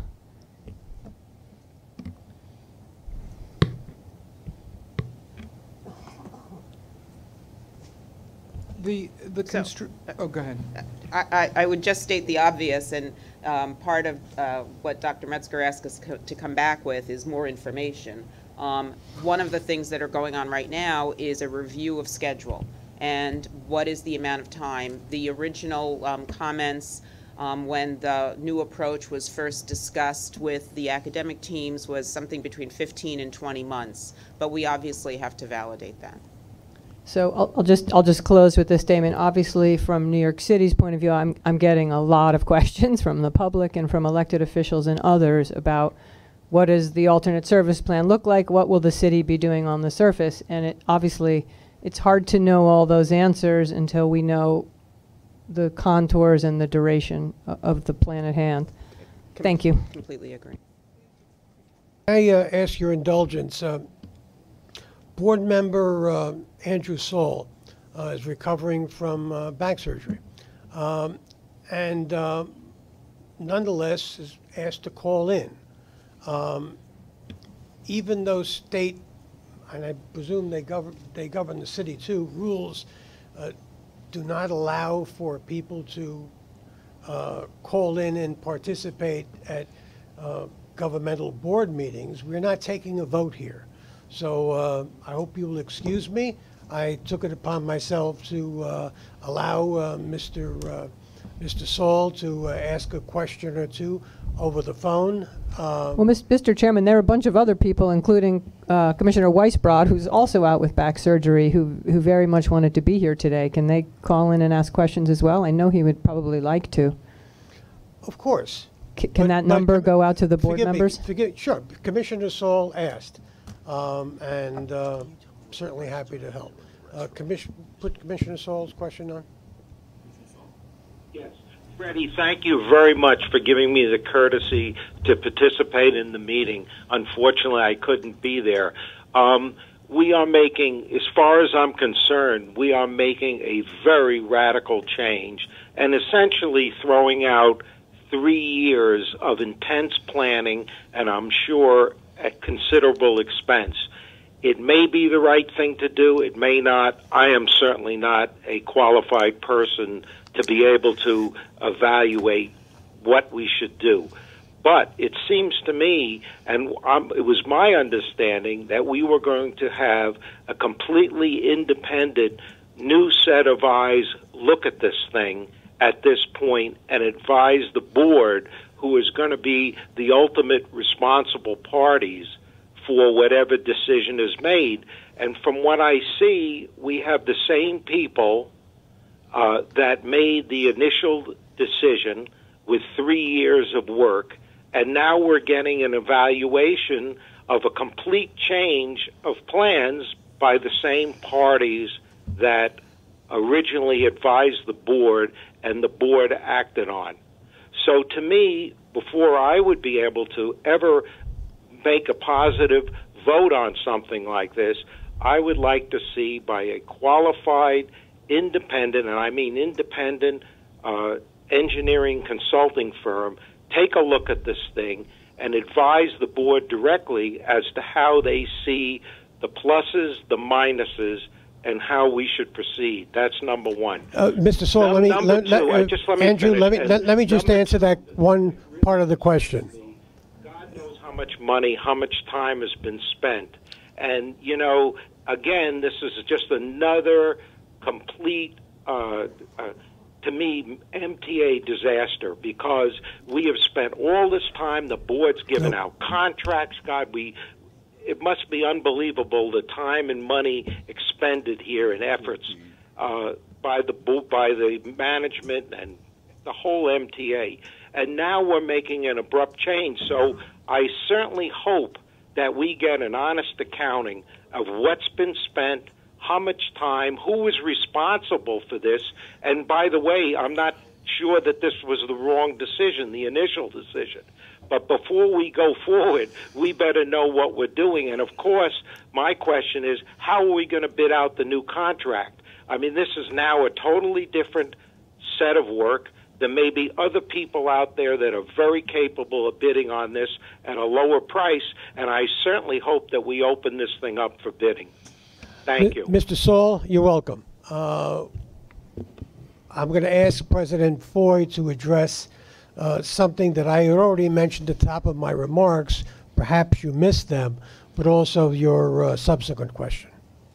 Yeah, so Commissioner, Chairman Ferrer actually anticipated your question. One of the things that your first issue, one of the things that he announced earlier in this meeting is that a new third-party consultant will be engaged and will report not to management but directly to the MTA Board.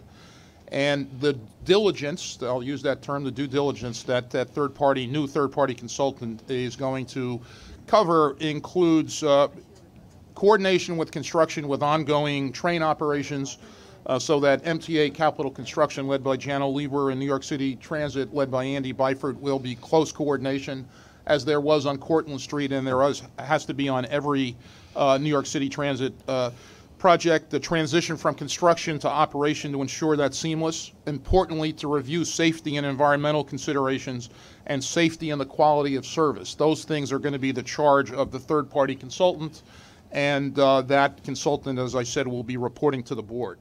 With respect to this, Chairman, you want me to handle the second one as well? Okay. With respect to the second issue, we've also anticipated that. I can tell you that the afternoon of the announcement by Governor Cuomo and the deans of Columbia and Cornell, we had meetings with the three firms involved in this. Those meetings are ongoing. We're not going to negotiate that in public, but I can assure you we have a goal of reducing cost, which we believe is appropriate given the reduction in what I'll call zero value-added scope, the zero value-added scope being the removal of bench wall where it doesn't have to occur, and obviously the removal of scope of replacing and reconstructing and putting in place new bench wall. Thanks, Commissioner. Mr. Merdler. Mr. Chairman, first I'd like to correct some statements that have been made that I believe are inaccurate, not by any speaker at this table. And secondly, I have two questions.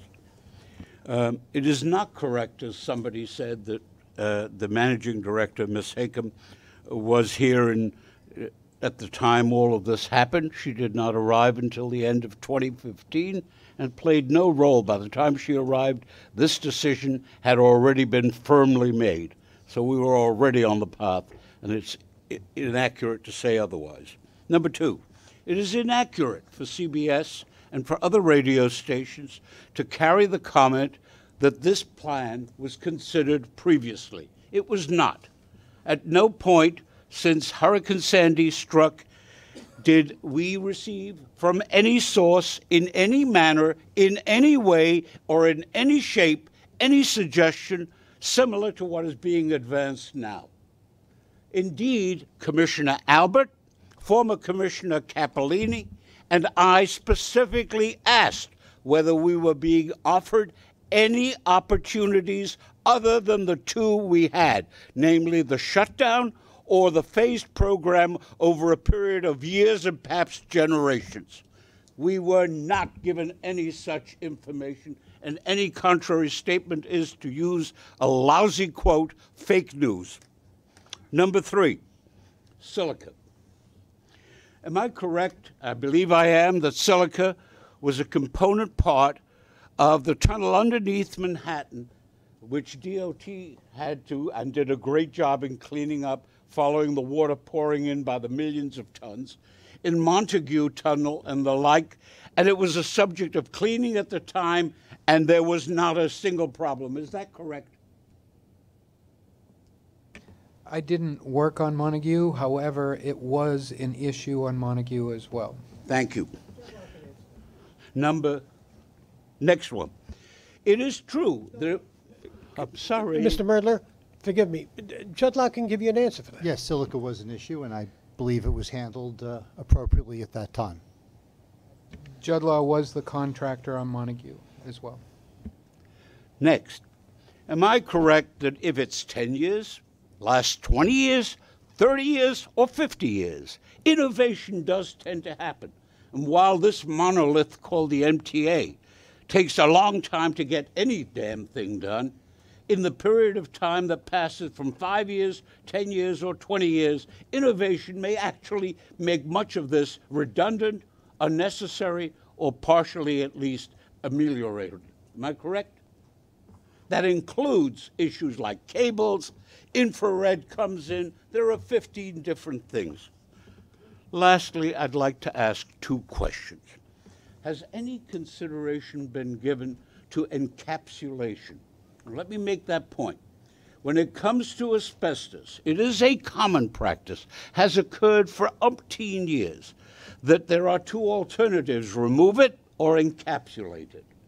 And where encapsulation is required, frequently injection either of concrete or of other substances is done by a pumping method that gets into it after it's been encapsulated, thereby achieving two results.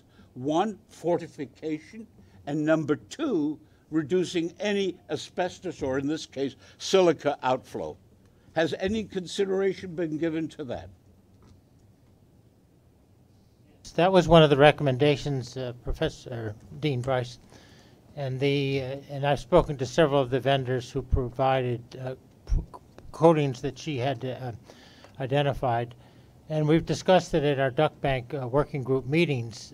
And there are materials that can be sprayed onto the duct bank or duct wall that would, in theory, provide reinforcement. However, the consensus of the people with whom we're working, including the contractor and the MTA and the Transit Authority, is that, in fact, by covering up the duct bank, which is in those areas which are apparently might need some remediation, we are really hiding the problem, and we won't have an active way of monitoring the condition going forward. So that's the intent of this monitoring system, is in fact to provide us a mechanism whereby we can constantly monitor the conditions of the walls going forward. But encapsulation can also provide support. People can walk on it if it's strong enough. It is also a way in which you can ensure there's additional support should rain or other events occur or more hurricanes to provide security. Am I correct? You are correct. And I'd with that, like you to take another good, hard look. It's worked for asbestos in this town for generations. Mr. Chairman, I have one more point. Be very brief. Mr. Chairman, with respect, I must say this. I think the governor is entirely correct when he says that it is time that this monolith get a good, thorough shakeup. Think about this fact.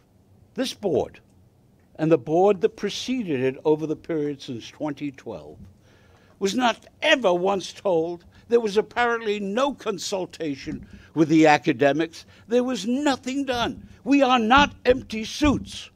We know what we're doing. There is in this room one of the outstanding builders and developers in the world, Scott Reckler. He would be able to deal with that issue. There are in this room people who have experiences like Polly Trottenberg and others who know what we're doing.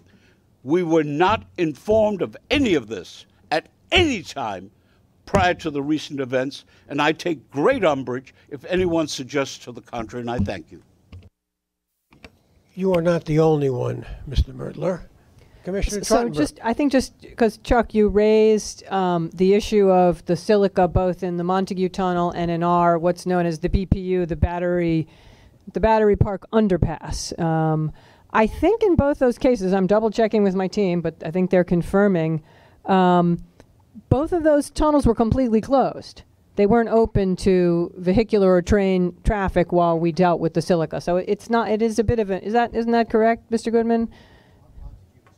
Right, Montague was closed and the BPU was closed as well. So it's not, it's an apples and oranges in that regard. Albert, is there, Mr. Schwartz, then Mr. Reckler, then Mr. Zuckerman.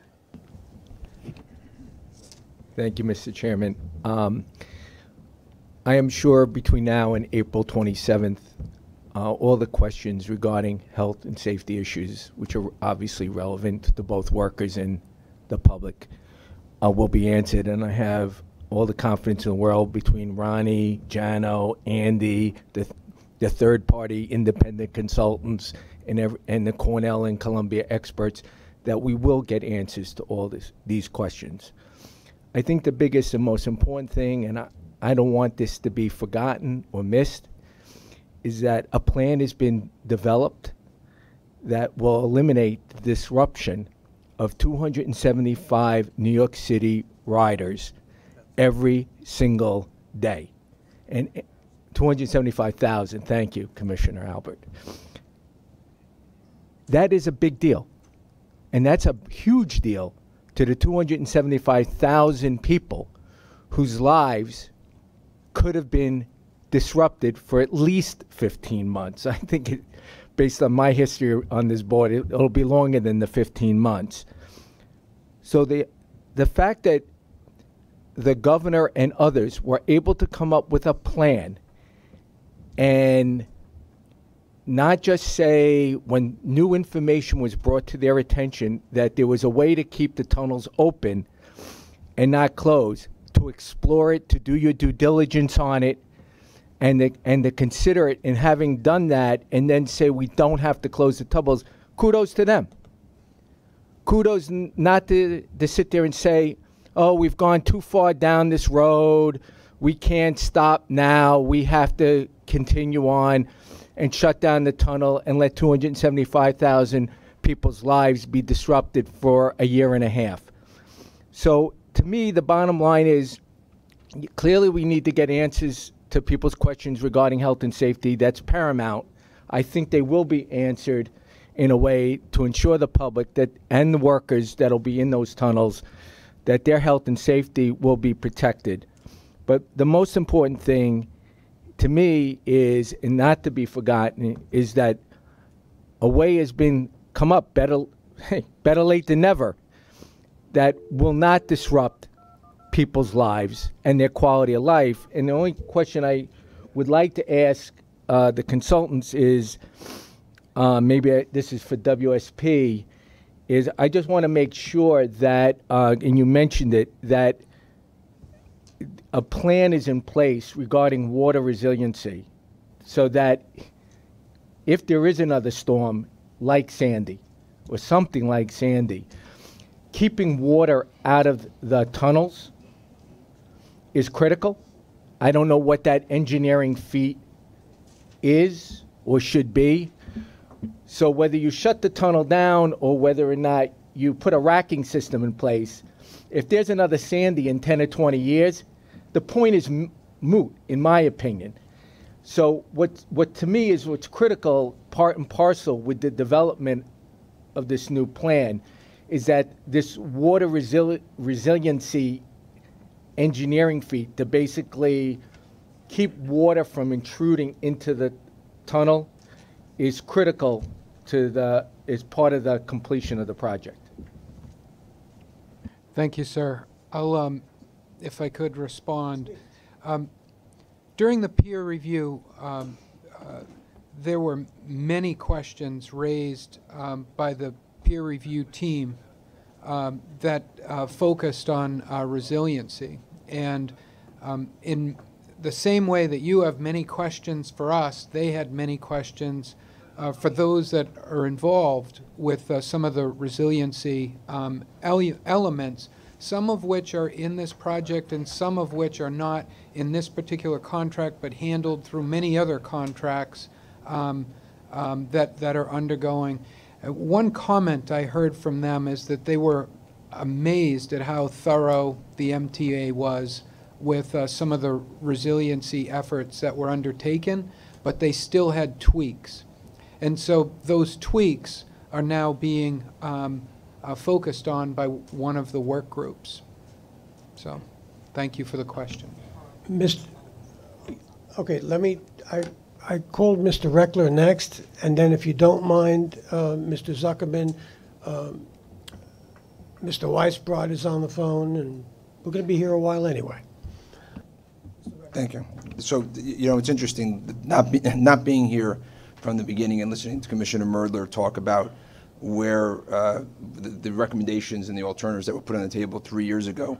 And if 3 years ago this recommendation was put on the table, the only question would be, in my opinion, the silica question. Are we doing this in a way that we can ensure the safety of our customer? Because if you can then keep the tunnel open and enables 275,000 passengers' lives to not be as disrupted, obviously that makes a lot of sense. And I also would believe that when we get through this should also cost a lot less than the closing down of the tunnel and the major reconstruction that was originally planned. So it begs the question to me, and as to, you know, someone from the private sector, why didn't we ask that question? And you know, and then when you think about it from the private sector standpoint, and we talk about peer review, you know, you would go through a peer review and people would throw every idea out there that's been done around the world to say, how do we find a way to not create a situation where we have to go through such a expensive, massive rebuilding that impacts our system so dramatically, and try to be creative. And what I would say in my, whatever it is now, a little bit over a year on chairing this working group, I think this is systemic to the challenges we have at the MTA. It's systemic in the sense that we have a layer by layer of bureaucracy that actually, if anything, it drowns innovation. It doesn't encourage or incent innovation. And our relationship with our contractors, which have the ability to not be insular into our agency, but look outwards and work on projects elsewhere, is really one that's more adversarial than collaborative. And so we don't even get the benefit of our contractors' insights. They're afraid to share these ideas. They're just moving forward. And so as we go through this needs to be a learning moment for us and reinforce the point that we need to reinvent how we approach things at the MTA to not only encourage innovation, but also address the systemic issue, which is the layers of bureaucracy, the inability to think beyond what we've done before, and be creative and develop a more collaborative relationship with people outside of this agency to help us think about what's happening in the 21st century, not still playing by the 20th century playbook. So I think it's critical that we do that. I look forward to seeing the results of the study. I think that that's the right approach. I'd be curious in that if we also can get a sense as to the cost differential that comes out of that. But to me, the biggest factor, I think, going forward in terms of this working or not working is the silica factor. If we can do this without in any way putting health risk to our customers, this is something that we should be pursuing. Thank you. Mr. Reckler, I have Mr. Weisbrod on the phone. If I could just quickly respond to something Scott said, and then I know Carl very much would like to say a few words, but I guess I want to just add in on the cost factor. It's not just what the contractor is going to charge us. It's what it's going to cost the agency to do nightly, rather labor-intensive geos. And it's interesting. A few months ago, there was a discussion about what the actual start date of this project was going to be, because one thing the city was struggling with is we were able to get some of our striping work done, but once the weather turns cold, we have to stop. And there were some things we felt like we couldn't get done before the winter hit, and we were thinking maybe we could start the project a bit later. And at the time, the MTA told me that would be impossible, that there would be enormous penalties in the contract if we delayed it, that it would have a knock-on effect on a bunch of other kind of outages and projects that are sort of to flow from this, including CBTC on Lexington, et cetera. So I think if we're doing a full analysis of what retooling the project and doing nightly closures, we need to include all those impacts as well. I mean, let's have a full accounting of what this is going to cost the agency. Commissioner, Mr. Weisbrod's on the phone.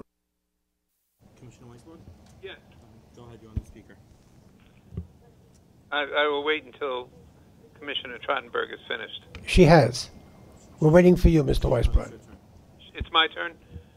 I just have a very few things to say. I've been listening and watching this for the past 2 hours now, and I have just a very, very few things that occur to me beyond the many things that have been said, which I agree with.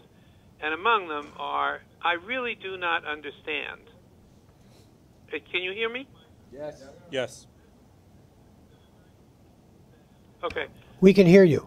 Okay, let me. I have a very few things to say, and one is I do not understand, and I heard what Scott said about the need to cooperate with and have a collaborative relationship with contractors, especially contractors in projects that are as complex as this one. But for the life of me, I do not understand how we can have a set of contractors and advisors and experts who gave us potentially the wrong advice in 2015. I wasn't here. I have no stake in this whatsoever. I want the best possible outcome for the L train. If we made the wrong decision in 2015 and can correct that now, all to the good.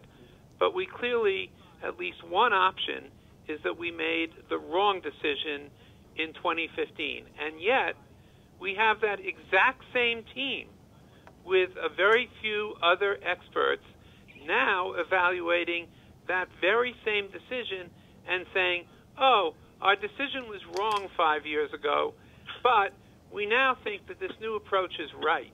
And it seems to me to have the same team being our validators now is a direct conflict of interest. That's item number one. And I totally agree with what Andrew Saul said earlier.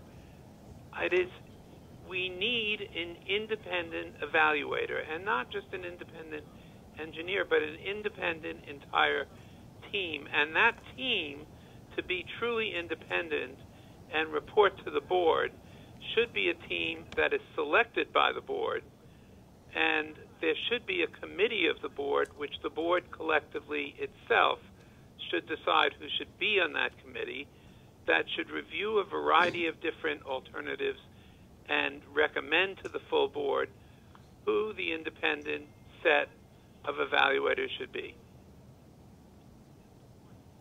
I'm going to, I was going to add something to it, but I'll ask Managing Director Hakam to respond. Yes, thank you. So I think in the right order. Let me start off by saying we agree wholeheartedly that we need an independent consultant, and the chairman called for one and called for a consultant to report to the chairman and to this board, and we will procure that and get that started.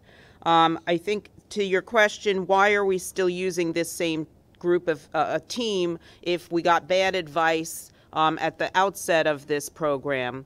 What I heard the academic team who proffered the new approach was, look, these are proven methods, proven technologies. They have never been knit together in this environment before quite this way. And so there is a level of innovation to this, so that previous...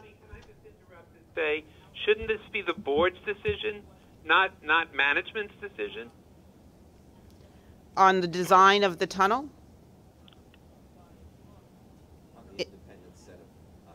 There's definitely going to be an independent review team, and they will report to the board what their findings and absolutely.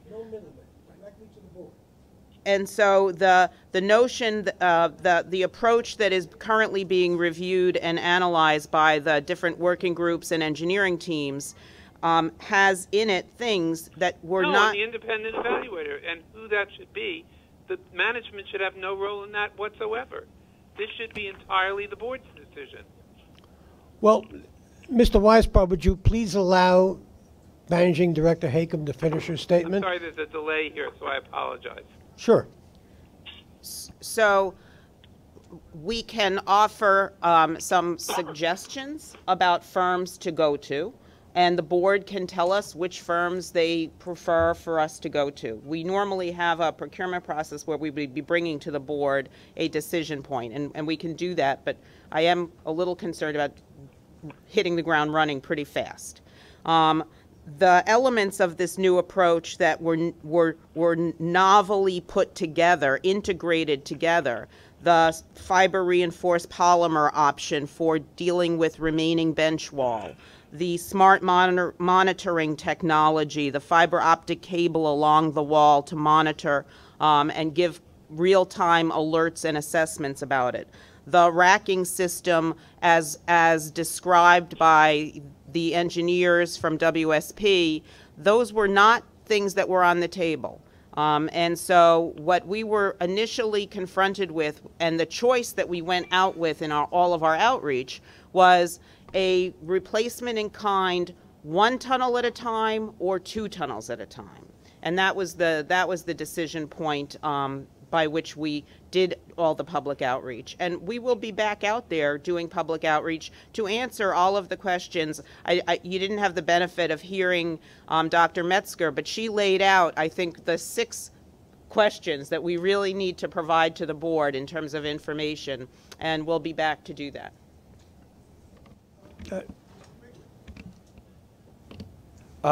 Commissioner Weisbrod, this is Tom Quigley. And in response to your earlier statement, we have reserved all rights that the MTA may have as against the design consultant, the construction manager, and the contractor. We are in ongoing discussions, negotiations with them with a full reservation of our rights. But those negotiations are obviously not subject let me just to public. Very briefly, if I can. Please. Go ahead. Go ahead, Commissioner. You're on.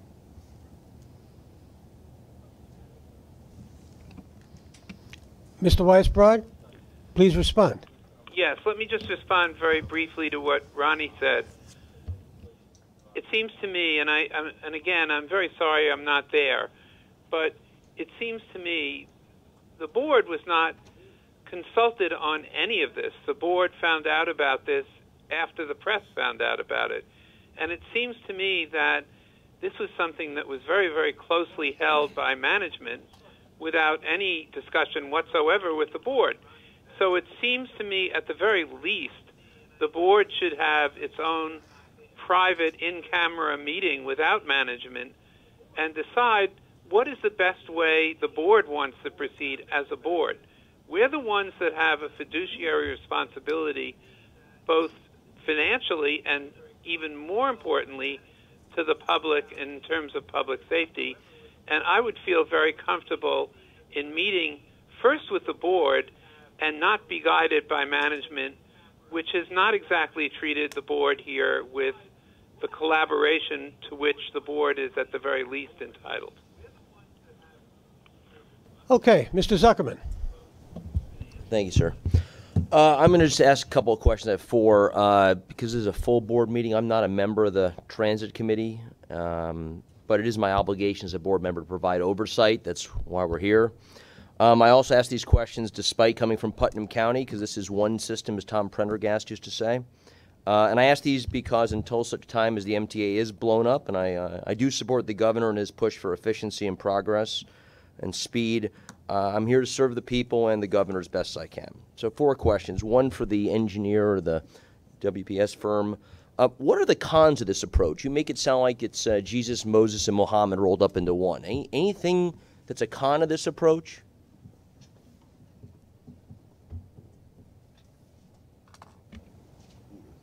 And Buddha, sorry. Yeah. Perfect, revered wisdom, nothing wrong with it? Right.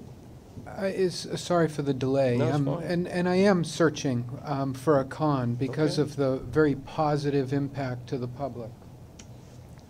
Well, I was asking from an engineering perspective, not from a PR or a time sensitivity, and not even from a cost perspective, simply from an engineering perspective. Are there any cons? Yes. It certainly would have been advantageous for long-term service life to completely tear out the duct banks and completely replace them. There are certainly service life advantages to doing that.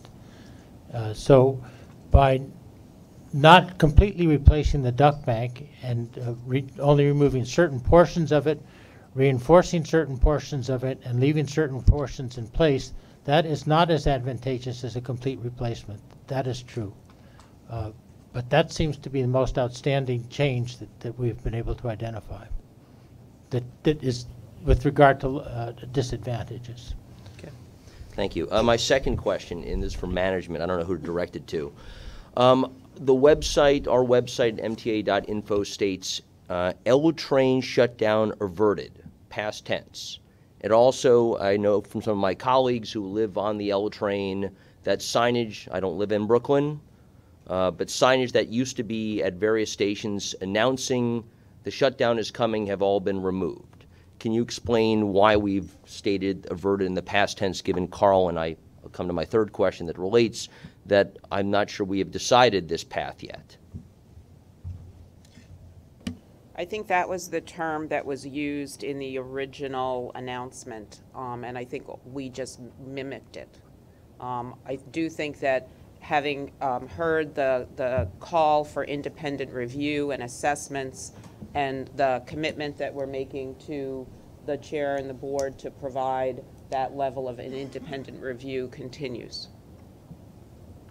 Okay, so then that comes to my third question, which is, I guess, for you, Mr. Chair, which is, what is our decision-making process? I'm a little confused. Have we decided to do this path? Does this board, I'm confused. Well, and I'm glad you asked that question, and I hope to allay that confusion. Mr. Zuckerman, I stated a number of times already in the course of this meeting that third-party team will be engaged to report to the board and me, all of us, on what the best path forward is. We have to do that relatively quickly. That's why this was an emergency meeting, and that's why I agreed that we needed to do this. But that's for the board to consider at the appropriate moment when we have those people on board, not part of this team, not part of our team, but a third party. Come and tell us exactly what they see and have the board evaluate it. That's the fairest way to do it, and I think the most expeditious way to do it. Thank you. And my fourth and final question is, I guess, to my colleagues, and maybe it's more rhetorical. Besides, as Mr. Merdler said earlier, besides maybe Scott and Polly, we don't have a lot of transportation professionals on this board. We have a lot of smart people, a lot of experienced people, but we don't have detailed full-time experts, notwithstanding labor's personal experiences individually. I know I ask on the various committees, and I'm on every single committee except one on this board, which is transit. I ask repeatedly questions of management that are technical in nature. I ask Kathy Rinaldi frequently, what is the fastest way for us to repair our tracks? What is the fastest and best way to implement PTC, et cetera, et cetera, et cetera? Comments are made, things are offered. I'm not a transportation professional. Am I supposed to now expect that we're going to have a peer review of every single project we do because we have to question the path we've taken? Should we expect that we have a different independent engineer than we use now because they're not asking tough enough questions? I don't know the answer, but I know I have a trust problem now. And I don't know what to believe. And this is, again, it's a rhetorical. People can jump in if they want to respond, but I don't know the answer, but I'm struggling because I see this in each and every one of the projects we have in front of us, and I don't know what to do. Mr. Zuckerman, that's the right question. I, too, am concerned that we're just finding out about some of these innovations, and I'll even allow that this new configuration of approaches is groundbreaking in our application. We should have been hearing this from people who we pay, whether they are engineering consultants, engineers, or whatever. But I'm beyond that now, and I hope we're beyond that now. We're evaluating a new set of facts. I am still enormously upset that we didn't hear about a lot of this before, or somebody didn't say, well, you know, board, there is a different way to look at this, and I would urge you to do that. I'm not an engineer. I know you are not. There are a few here who are not engineers. So we wouldn't have that, that experience. We rely on people to do it. We are where we are right now. We're evaluating this. This is brought to the board to air out what we need to air out, and also to get everybody in a place where at least we're dealing with a similar set of facts, which would be nice. So that's what I'm hoping comes not out of this particular meeting, but after a series of meetings. Commissioner Trottenberg, Mr. Brown, and then Mr. Albert. So I think, Mr. Chairman, in attempting to alleviate Neil's confusion, you've added to mine. Because it happens that way. Because I guess, yes, as the MTA has gone off and put up signs that said L train shutdown averted, the board has had no vote on changing the contract or any of the terms or any of that. So I can address is that. the decision made? Or do we have any actual role here? I'm not hearing that we do, quite frankly. I can address that, Commissioner. See, there isn't a change in a contract before us because there's no actual change to a contract at this point. Once there is, I am happy to have that brought before the board if I am still acting chairman. That's my job. That's our responsibility to consider it. And if we have to consider an amendment to a contract or any other action, at the appropriate moment, that'll be brought before us, and all the facts will be aired out, and we'll vote yes or no, or abstain. So you're saying we could vote no. And then what would that mean then? The L train shutdown isn't averted? You can vote whichever way you'd like. I've never suggested how you vote. Right, no, but I'm saying you think in the end it will be the board's decision. That's what I'm saying. Well then, if there's maybe it's premature to announce it before the board has made a decision, isn't it? Decision on what? You ask about a contract. No, stop. Let's not conflate these things. You're asking about a board action relating to a change in a contract. That will be brought to the board. If there's any other service change that is outside of the ambit of that, we'll deal with that at the appropriate moment. But will those service changes be subject to the review of the board? What is So contracts come to the board based on our procurement guidelines. Change orders at certain levels, threshold levels, come to the board. Service changes, I think that the term in the board-approved service guidelines are major service changes, and there's a definition that goes along with that, also comes to the board. Seems like this is a major service change. And I would think the contract, I mean, particularly one thing that folks have been mentioning to me, if we're making major changes to the contract in terms of scope, in terms of price tag, in terms of who assumes liability, those are certainly things that come to the board.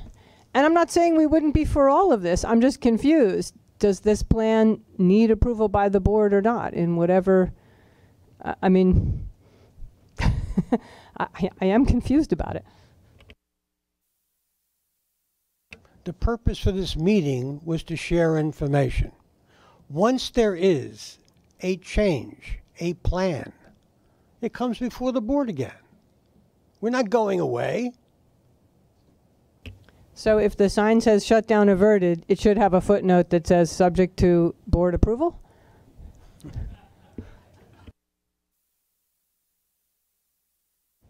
Thank you.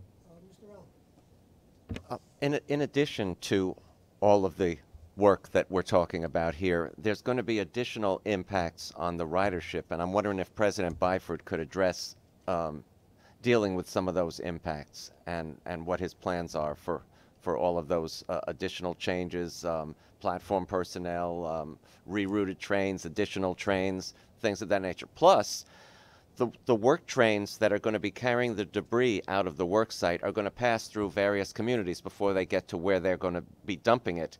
And if my knowledge of the system is what I recall it to be, there's going to be quite a circuitous route to get them from the L train tunnel to where they're actually going to be just getting rid of all of the debris. So could we have President Byford address some of those issues? But before you do, President Byford, I just want to reiterate again, and not debate it, just state it. The board is center of this. I want you to understand it. That's why third party will be reporting straight to the board. There'll be no filter, nothing like that. And you also need to know that any material changes, dramatic changes, significant changes to our agreements also come back to the board.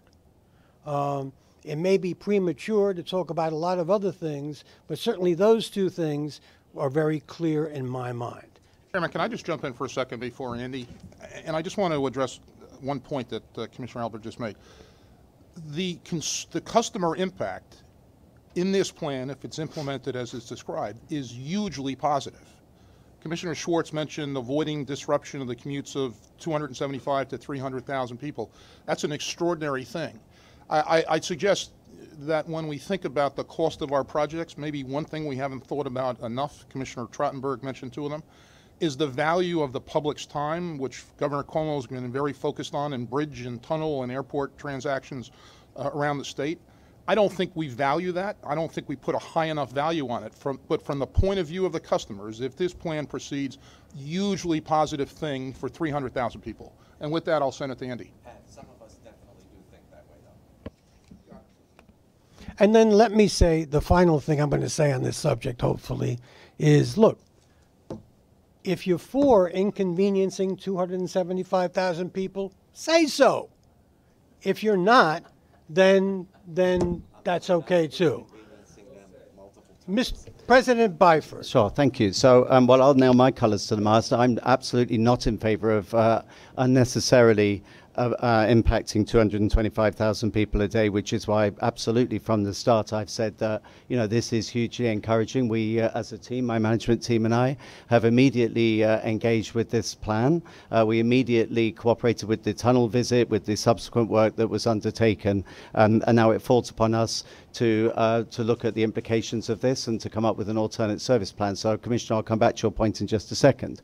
But in terms of giving you confidence that we can put together an alternative plan that does tackle the very big or potentially big customer impacts that you described, let me say this by way of reassurance.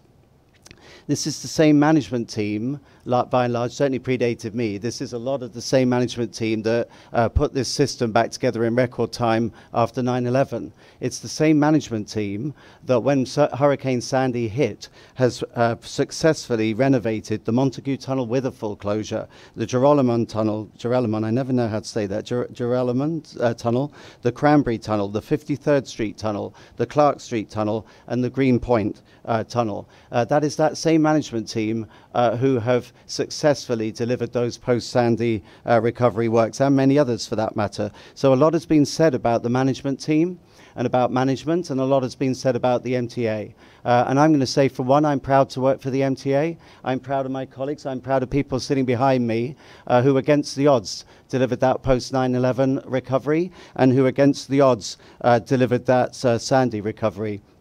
So it's good news that we've got an alternative plan. I'm pleased to see that that my recommendation for a due diligence review has been acted upon, albeit, Chairman, I think you're right to say let's have that be independent from the board, independent from management. Let's have that be independent to the board, because we must get the safety and the operational detail of this right. So to your question, Commissioner, that's front and center for me. And again, back to my theme about the capability of this management team.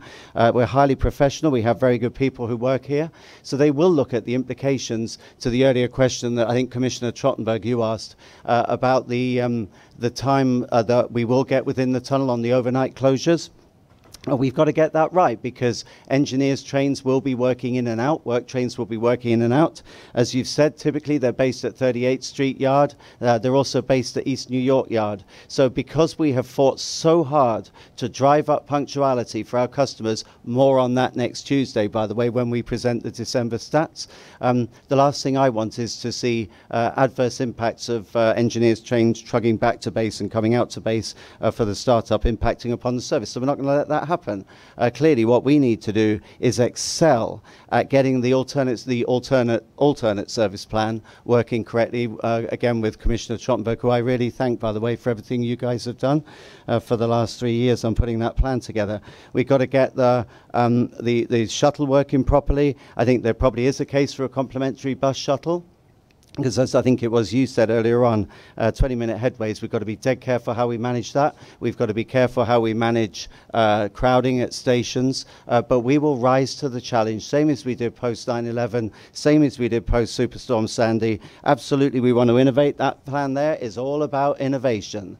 So we are very appreciative of the work that's been done recently. We embrace it. It's good news that we don't have to disrupt 225,000 people. Let's now make this plan happen, but let's make it happen safely and with getting the customer and the operational impacts correct. Thank you. Mr. Brown. Yeah, first of all, I'd like to tell Andy I think he did an excellent job with Joralemon, especially since he's an immigrant. If he's been here a few years, maybe he'll master the language and cover things like that. And also, I was glad with his response with regard to the competency and professional character of the people that work here. The MTA, if in fact it's going to be blown up, I hope you give me like a few minutes to get out of the building. But the people I've worked with here, including the contractors they use, I found to be entirely professional and certainly competent at the very least. Now, that said, I fear that the storm over this decision will make the board sort of gun-shy in making decisions going forward, where you got to have an independent analysis of everything, independent analysis of where you hang the keys to the restroom. And sometimes you just have to make choices, and I believe that this is one of those times. You have to choose one plan or the other. It doesn't mean that one plan is incompetent and the other plan is suicidal. One plan makes more, puts more value on the longevity of the system, and insulating the property from all silica safety concerns. The other plan puts a higher value on keeping the system running, and it doesn't mean that one plan is incompetent and the other plan is valid. These are just different ways to do the same thing, and when we put them in such black and white territory, and then certain people on the board, they're offended by being called incompetent, and I'm proud of them for being offended by being called incompetent. I mean, God forbid you be upset somebody calls you incompetent. You know, like, take them outside and kick their ass. But you know, decisions are made based on the facts you have at the time. I have a couple just small questions for you with regard to the. I spend most of my time in a machine shop. I'm not a engineer or an orator, but the only thing I liked machining less than cast iron was phenolics and composite materials, and I always found them to be just of a nasty smell every time you had to dig into them. It would burn your eyes even when you're taking all you know, protective custody of the equipment. Now this stuff, I believe, did you use this on the Culver? On the Culver Viaduct? Is that the same sort of covering? Yeah, that's what I thought. Yes, it was. Yeah. We have wrapped structural columns in FRP. Yeah, and whenever I've seen this application, it's always been on the outside. Has there ever been an indoor application of this? Has it ever been used in a tunnel application in a confined space? Yes. It has? Number 7 line, they used it for repairs. It's most commonly used in building construction. All right, so then the other question I have for it in that regard is how thick will this covering be over the, how much space of the limited tunnel space will be taken by the, you know, layer of fiber? A quarter to half an inch. Quarter to half an inch? Yeah. Yeah, it's not very much. At least in my unprofessional opinion, it's not very much. Now, is it flammable? Is it inflammable? Is it friable? What happens if it was subjected to, what would it be, shoe arcs or welding arcs in the tunnel? Is there any sort of hazard, any sort of odor put out by it? You know. There are some fumes, yes, and it does. If exposed to fire, it will melt and it will give off fumes. We're proposing a glass fiber matrix instead of a carbon fiber matrix because it reduces that. In building construction, if there's an exposure to fire and there's a concern about deterioration, you can apply a cementitious coating that's been developed to fireproof the material. At this point, though, we've consulted with the Transit Authority, and we know now that they do use FRP already in a number of applications, the handrails, for example. So FRP is used in subway tunnels now already. So you would say, though, that the flammability of it is a negative, but only a marginal negative? That is correct. Thank you very much. The cross-examination will continue.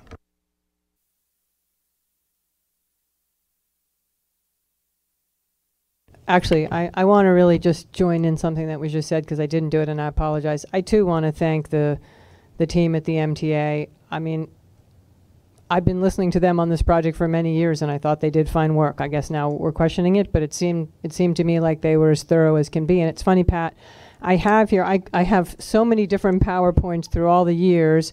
This is one, I think, from December 2015, where we very much examined the issue of travel time and time loss for customers. And Freddie, you were saying, you know, those who don't want to worry about people's travel times, I think we all do. I mean, I think I actually have just sort of devoted a big chunk of the past 3 years to trying very hard to think about how we could mitigate the effects of this and improve travel times through bus lanes, through bikes, through ferries, through all the things we've worked on together.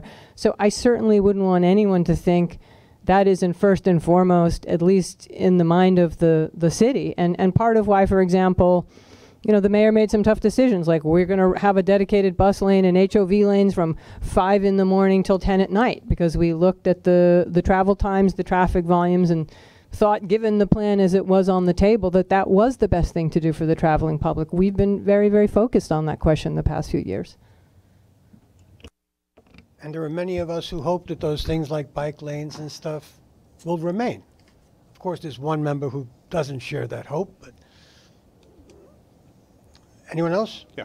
Mr. President Foy. So, Chairman, thank you. I have the unenviable task of following Mr. Brown, which is never easy. But what I'd like to do with the indulgence of the board is ask Mr. Giannetti a few questions. So, Mr. Giannetti, thanks for your work and your presentation today.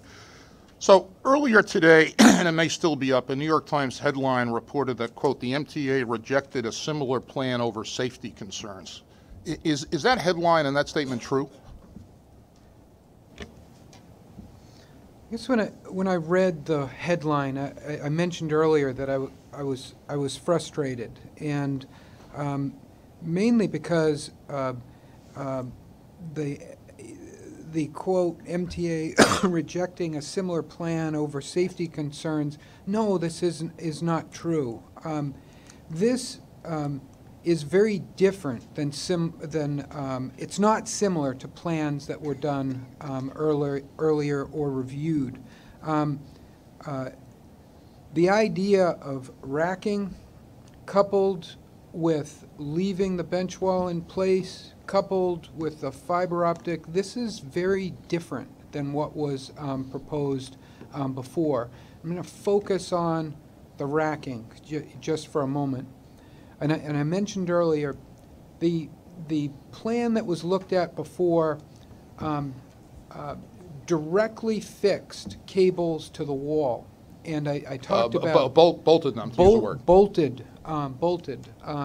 Sorry, yeah, the term... but bolted directly these cables to the wall.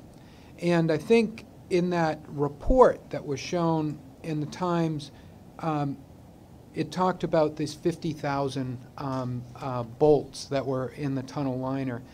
This is very different. This is probably 40% or less the number of bolts than that would have proposed. And using a racking system helps manage the cables over time.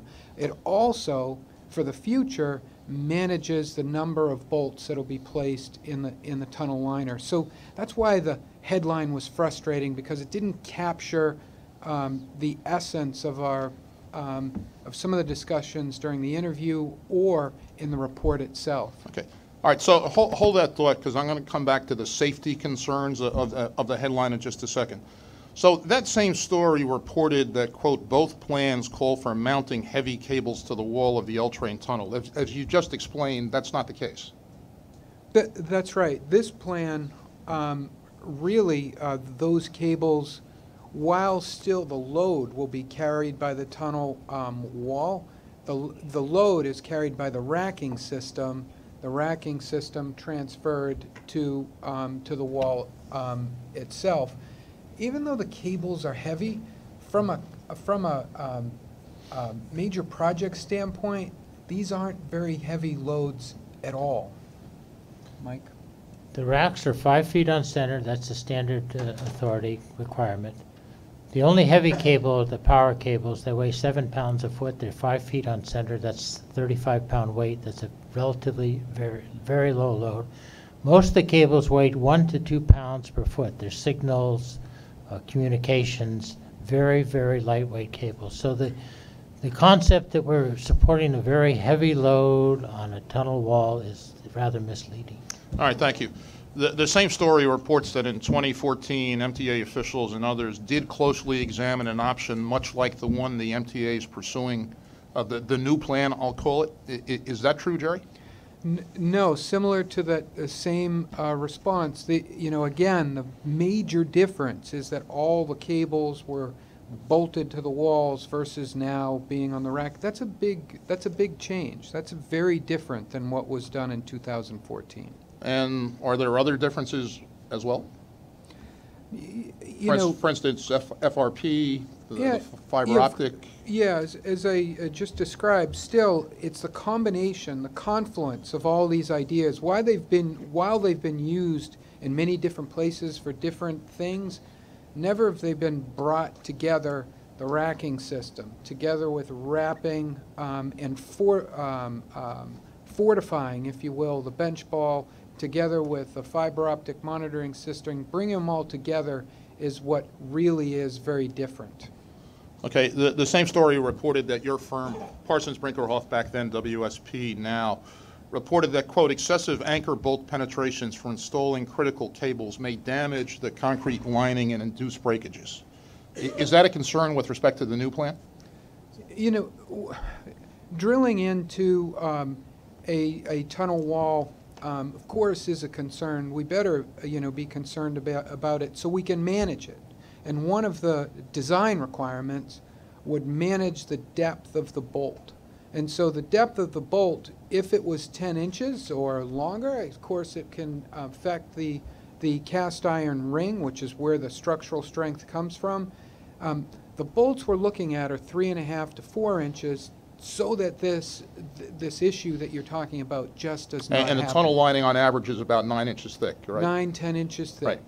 And so we're designing it to avoid the way you design is you determine where your risks are and you mitigate them, and that's basically what the comment is saying. We need to mitigate for it. And what's the approximate percentage reduction in the number of penetrations of the lining? So the short-term reduction, as opposed to affixing the cables to the wall, is a 60% reduction, but that's here and now. Looking forward, it begins to manage future penetrations or bolts on the wall, because the racking system can be used for future cable that the MTA may want to place in the tunnel. And with technology changing at the rate it is, I assume it's likely that a year or 2 or 5 from now there'll be additional cabling that the MTA, who's ever sitting in these chairs at the time, may decide to install. Exactly. It really is important for us to not tie the MTA's hands for the future. It's kind of technology, as you know, changes by the minute. So silica dust is a real concern, and it's been discussed extensively today, and I suspect will be discussed extensively at this board and other public forums going forward. The new plan will reduce the amount of silica silica dust created, isn't that right? Well, with the amount of concrete being reduced, certainly the amount of silica dust that has to be managed is reduced as well. And the reduction will be significant? Yes. The assumption is that we're going to take 40% out. That was the number that the deans used. Obviously, your colleague Mike Abrahams described the ultrasonic non-destructive testing that's been conducted and the field study that it sounds like he's going to do tonight. He and others will do tonight. Almost. What we're talking about is taking 60% out at least, and now we're looking at trying to reduce that even further. If I could just spend a moment on the safety with regard to that. Our contract documents require that the contractor, by contract, follow federal and local rules with regard to, many things. It also requires that they develop a safety plan that ensures the safety not just of their workers, but of the public.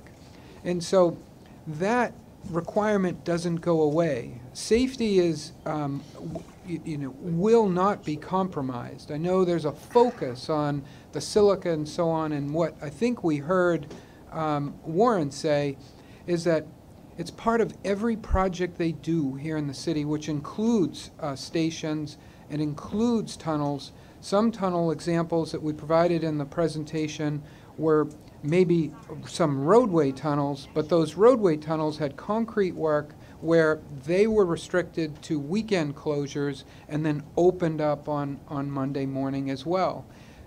the safety will not or cannot be compromised. And it not only is federal rules and regulations, but it's also enforced by your contract documents.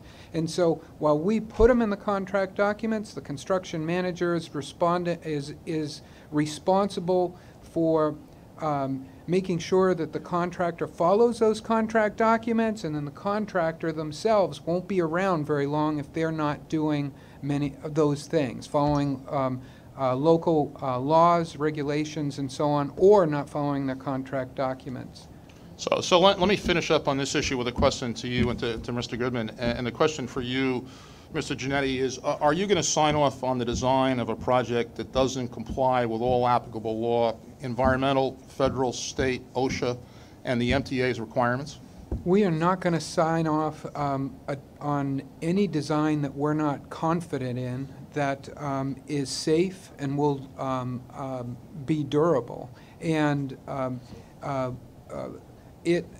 our contract documents today require that local and federal rules, laws are followed. So we will not, to answer your question. And are you going to sign off on a design that endangers the people who work for Andy Byford in New York City Transit and the people who work for contractors and the riding public? We have said many times that we're very confident with the approach that we're taking.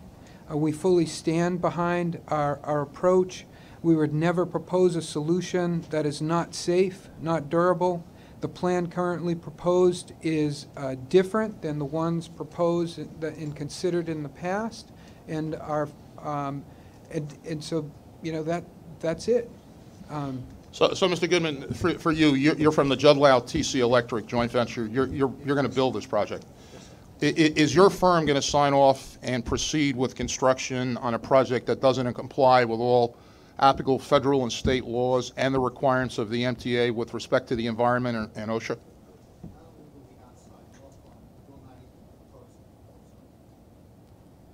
I apologize. Not only will we not sign off on it, we will not even propose it.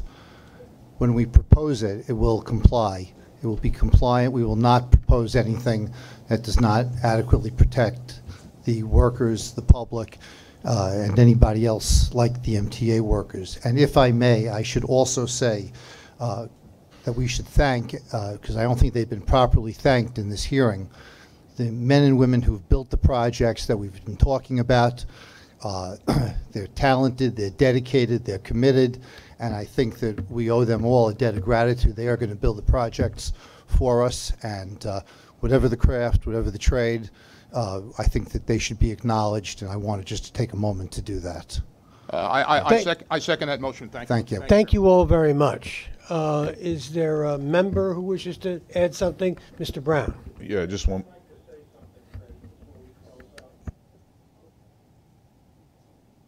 We'll hear from Mr. Brown first, and then from Mr. Saul. Yeah, I think if you really want to make good decisions, you should probably spend less time on the headlines and more time on the footnotes on these things. A headline doesn't really mean a thing. It's just a way to get your attention to look at the article. I didn't read the article. It may have been very valid, but I'm quite sure that these are kind of like "Have you stopped beating your wife?" questions. Of course, I would never suggest you guys would sign off on something. But I do have one more technical question for you, though. You said you changed the spec on the depth of the bolt. Is it a bigger bolt too? Is it 9/16? Is it 3/4 lag bolt? What is it? Is there an insert that goes in the bolt? I didn't say that we had changed a bolt. I said that. In a previous report that was done in 2014, there were some concerns raised that needed to be engineered, and so now we're engineering them. Mike, why don't you talk about the bolt that's being designed? I think that's... Right now we're looking at a bolt that has an embedment of 4 inches into the concrete liner. The concrete liner does not carry the weight of the earth and water surrounding the tunnel. That load is carried by the cast iron liner that was originally built. Later on, a concrete liner was placed to protect the interior of the cast iron, to carry the tracks, to carry the bench wall. to serve those purposes. The concrete liner does not hold back the earth and water. So all we're doing is drilling small diameter holes for very limited depth into that concrete liner. So I have another question about the optical cable, or the optical, is carrying stress gauges. What are the indicators that are being monitored by that cable? We're in discussions now with the professors and a number of specialists in this field.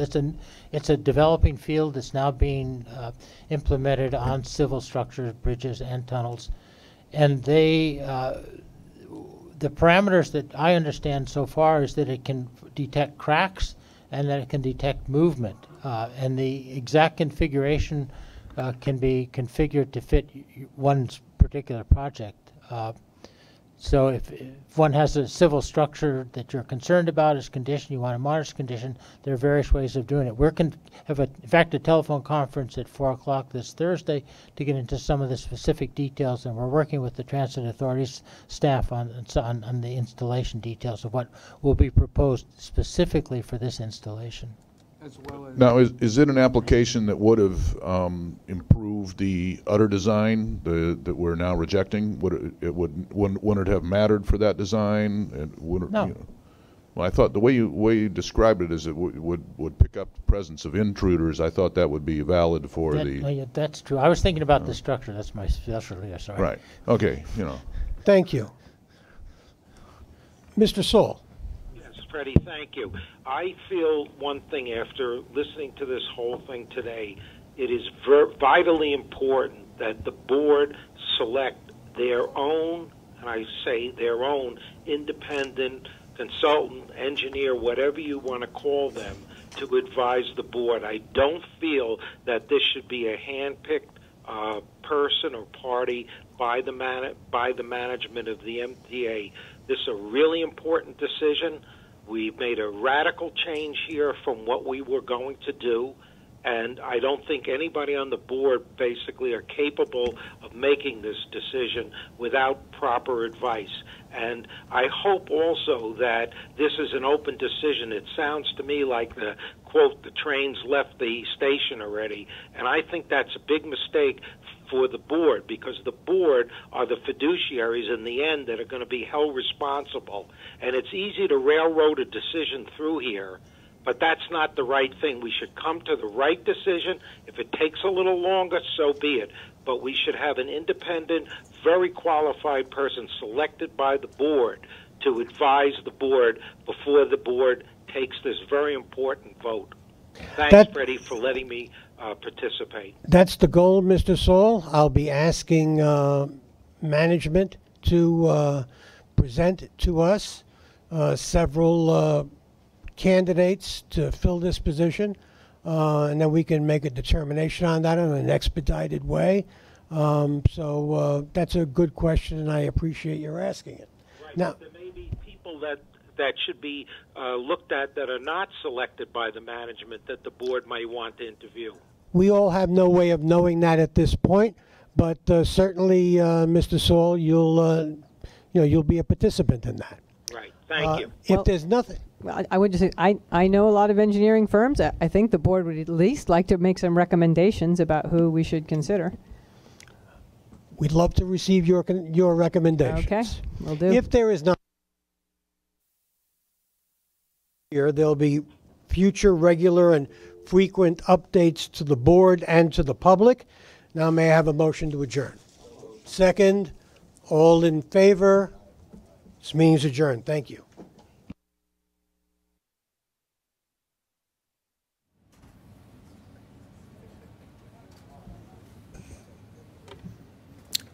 Hi, who's first? Hey, Acting Chair. So I had just two quick questions. I wondered first if you could qualify or clarify what you said in response to Commissioner Trottenberg's question that you had turned off your mic and you mentioned something to her when she asked about what the board will actually need to approve in terms of this new project. And then the second, the more substantive question. What the board will need to approve. Yeah. Yeah. If there's a material change in the contract or any of the agreements we have with our contractors, vendors, consultants, then this will have to come to the board. I've said that before repeatedly. I repeated it here. Okay, I didn't understand why you had to turn off your microphone to say to answer that. Because you have to turn off your mic so that the other person can be heard. Okay. Okay, and then I guess the next question is where we go from here. When do you expect to have that contract redrawn up? And then answers to the questions about exactly how much concrete's going to be removed and therefore how much dust could be brought up. And then drill down on whether or not you can actually do this within 15 to 20 months. Well, we're not there yet on when the contracts will be coming before the board, because we haven't concluded renegotiations on all of them, rescoping or anything else. Once we have that, that will absolutely come to the board. We're looking to do it expeditiously. And additionally, that's why we want to bring in this third party, and board made some very good suggestions about how we get that done. We will do that expeditiously, seek some advice from the board, bring a few names back to the board, select one, and then get going, because we don't want to drag this out. Not by next week, though, right? Tomorrow. No, not by next week.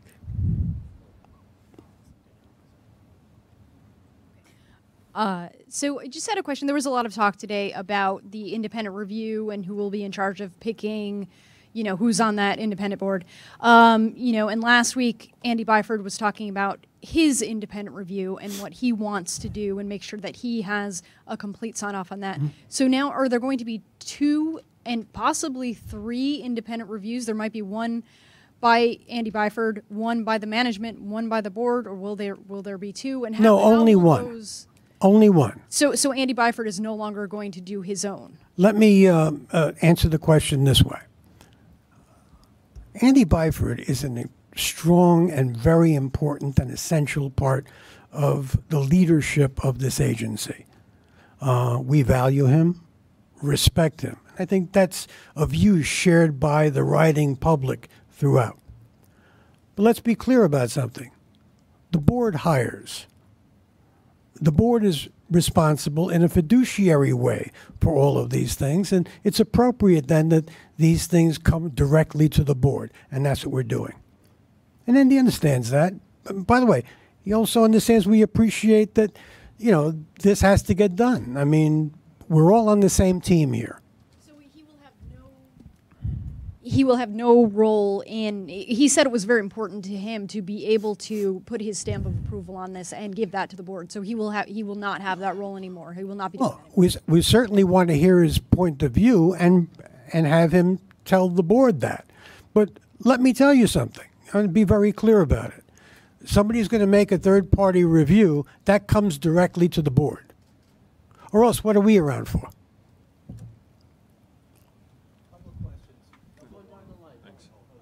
Aaron, can I get the mic? Thank you. All right.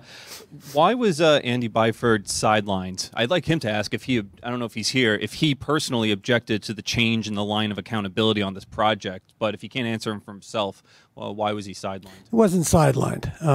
The board Okay, let me rephrase. If you don't like my word, let me rephrase. Why was he removed from the line of accountability and oversight on this project? He's not. So you have Ronnie Hakeem is going to oversee the operations. You have Jano Lieber overseeing the construction. Where's Andy? I think we described that. Andy is responsible for, among other things, running the biggest rail system in North America. Second, on the L train, he's responsible for service, communication with customers, and all of the other things, the alternate service plans that are involved in the L train renewal. But let me be very clear again. This is the board's responsibility. The board. We have a fiduciary responsibility to evaluate this plan and to rule on it. So, very frankly, Andy understands that. We all understand that. And I certainly understand that as a member of this board. and there were two issues raised here from one of the WSP members, Michael Abrahams. He said the polymer is flammable and it could melt and give off fumes, and that, and we actually haven't heard this quite stated so explicitly, but that a full rebuild will last you a much longer time, and so far this plan with the polymer and the racking system will give you 50 years of life. Two of those things have not been explicitly discussed publicly. Can you discuss why New Yorkers should be concerned these are reasonable issues that can be dealt with rather than serious safety concerns? All right. Yeah, Dan, first, the 40 to 50, you got to give the microphone up.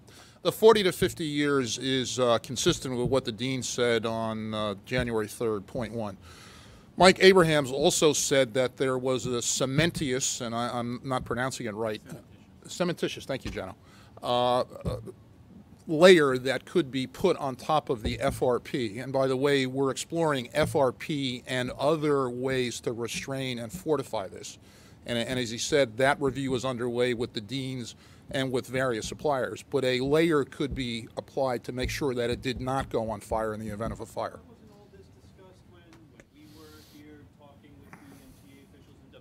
It wasn't meant. Thank you, Aaron. See, it wasn't mentioned until today. So why are these critical? I mean, flammable, right? A flammable material, a new lifespan that's much shorter, if by half. I just want to know why we didn't get. Not the case. Not the case. The lifespan that was described when we met with you all a week or so ago was 40 to 50 years, which is consistent with what the dean said on January 3rd. They also said, actually, Professor O'Rourke and others have said that it could exceed that, but that was a estimate that they were comfortable making at the time. And that is reliant on the degree to which we properly maintain this application. That's important.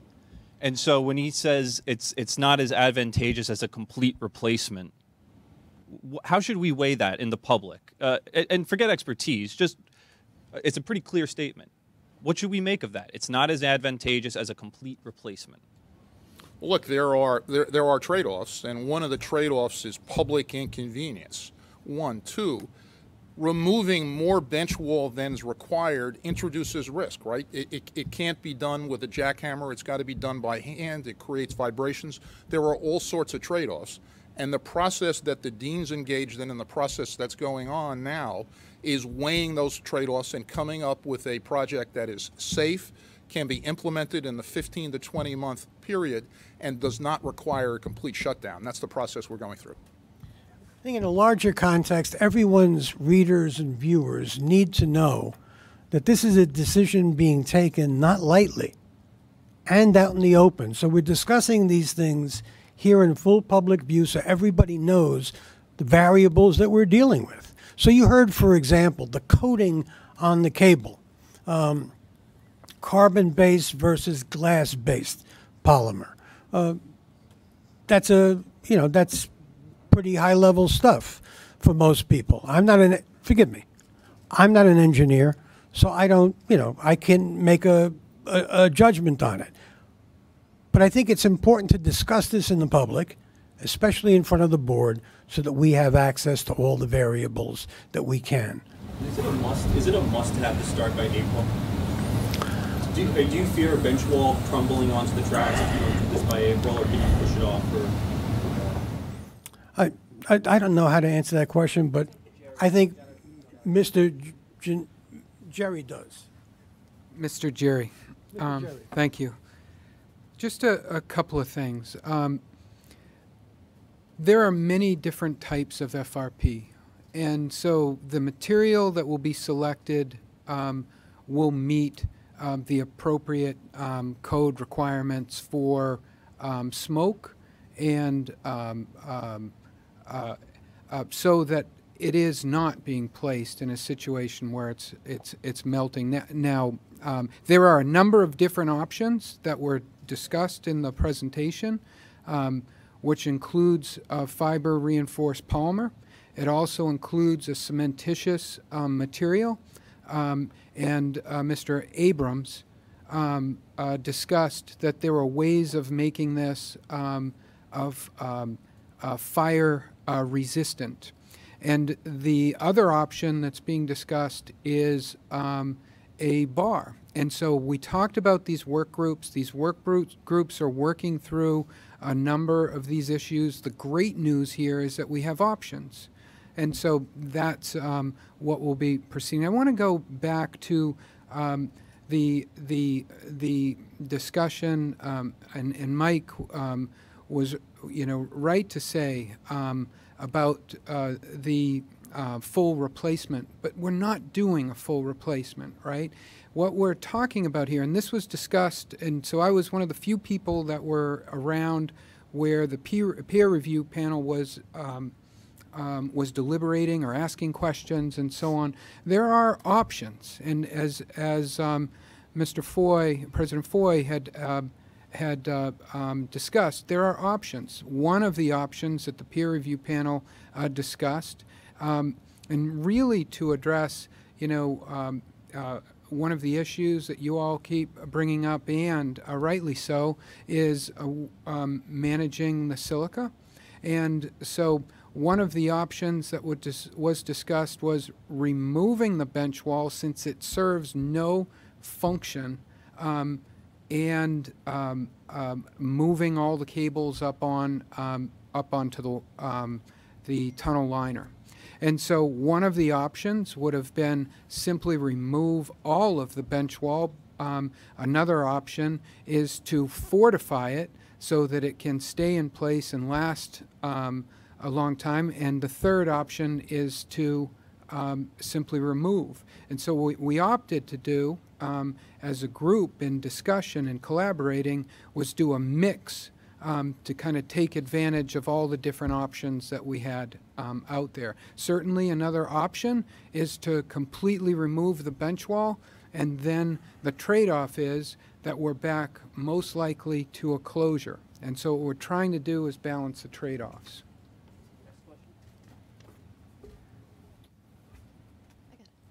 So why should sort of the public have any faith in the longevity of the new solution if it's dependent on the MTA's ability to properly maintain it, given the MTA's maintenance record writ large? Look, that's a fair and honest question. We have to maintain it. We have to do what we can.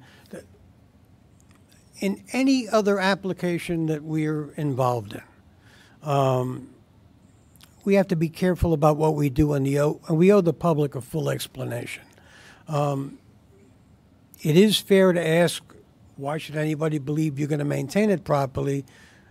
You just got to know this tunnel is so important. This application is so important. We believe that we have a fiduciary responsibility. Among those things is a duty of care, to ask the right questions and to be convinced in the right answers. So we'll be asking these questions about maintenance. And that's where Andy Byford comes in, and he's very, very important part of this team, because his shop will be the one be in charge of maintaining this. My second question is, because of some general squeamishness about a long-term shutdown, there's not going to be, it seems like, a long-term shutdown. What does that bode for the MTA's ability to sort of rapidly update its signaling systems, a process which is likely to necessitate long-term shutdowns? I don't know. We're looking at that as well. As you know, we're looking at alternate technologies to try to avoid CBTC, because that takes a long time to install. It's approved. They get the software for it. You know the travails of CBTC, and not only the MTA, but in other places. So we're working on that very, very hard. Two questions. First, why was this project moved from within Transit's purview to Capital Construction and Ronnie Haken's purview? What was the purpose of that move? Well, first of all, the entire review of this, the third-party review of this, is a board responsibility. Let's be clear about that. We're not shirking our duty to know, our duty to ask questions, our duty to oversee this. In fact, we're affirming and asserting it. The other important thing to understand is that while we're doing that, we owe the public a full reckoning of what the variables are. So they've got to see what we're considering, and that's why doing it in public, at the board level, in a transparent way, is the best way, I think, to approach it, unless anyone thinks otherwise, and please tell me. With all due respect, that doesn't answer the question. The question was, what, Transit was running this project up until today when we received a press release saying that Capital Construction is now running the Well, I asked Capital Construction to do it because it brings more technical resources to the table. They have a lot of engineering know-how, a lot of planning know-how. Not to say that Andy doesn't, but Andy's, I've said before, I don't want to be repetitive. He's running the biggest rail system in North America. He's got a lot of stuff to do, particularly with the L train. So his plate's pretty full. It's the board's responsibility to do this. I've asked Jana Lieber, who runs MTA Construction, to really take a hands-on look at this, and have Ronnie Hakem, who knows the ropes as well or better than anybody else, to be the day-to-day person on it. And they've graciously accepted that responsibility. And the second question relates to... Let me ask Jana to come up. What I would just say is it's really not a black and white one or the other situation. With Cortlandt Street Station and a couple other projects, we've actually developed a pretty thoroughgoing collaboration where what Andy and I like to do is to kind of create a special project team that draws from both of our organizations and the consulting world to do something that's a little different, to create not just have organizations that are already stressed with a huge capital program, which certainly transit has, but to create a unique project structure, a project of this size, complexity, and challenges, I think merits it. And Andy and I were actually excited to look at this anew from that standpoint. And the other question has to do with the ongoing maintenance that has been referenced a few times that this tunnel will need to make sure that the fixes being put in stay in place for decades. I mean, what kind of maintenance are we talking about here? How disruptive will that be on an ongoing basis to riders in the years and decades to come? Part of that is going to require the final design that's being worked on right now, right? So there's the smart fiber optic monitoring system that we think will be a key component of how we will continue to monitor the existing bench wall. But there are other things that we know we have to maintain in that tunnel. The track, third rail. So all of those components, the signal system, the new power that's being put in. So we are now going to have a project where we're actually going to leverage for the first time the CBTC investment for the L, where we're going to be able to increase throughput in the tunnel. All of those things require maintenance. I think the one thing that Transit, New York City Transit, and the MTA at large has said is we've held the mirror up and we know we need to invest in maintenance and state of good repair, and we're committed to doing that. I have two questions, too. The first is, and this was said, but if you could just repeat it to make it clear, I think it was a consultant. So how long is this new plan projected to last? I know the original plan was 100 years. How long will this? I know they said it won't be as long, but just so we can make it as clear as possible for our readers and viewers. Let me, because I was around for when 100 years was injected into this conversation, and that was 4 years ago. And it was injected into the conversation 4 years ago in the following way. It is my hope it will last 100 years. Not in the contract, it's not in the guarantee, it's not in the warranty. And in fact, when things like Superstorm Sandy's occur, you can throw that out the window. Let me give you an example. South Ferry Station, we had just fixed it. It was a couple of years old, right? It needed to be replaced again. So you can't account for those things. The real issue here is how well you maintain it. And we're committed to maintaining it properly. These are not new, untried technologies. These are technologies that have been tried and utilized successfully in other applications, on other rail properties, in New York, in America, and throughout the world. First time we've integrated it in this way, and we're looking forward to doing that, but maintaining it properly. So it's correct to say that this new plan will not last as long as the other one, because that is what the consultant said? No, there's some because confusion now about the I timeline. just explained to you that the 100-year thing was somebody's hope 4 years ago that it would last 100 years. Yeah. Replacing in kind the existing bench walls that lasted.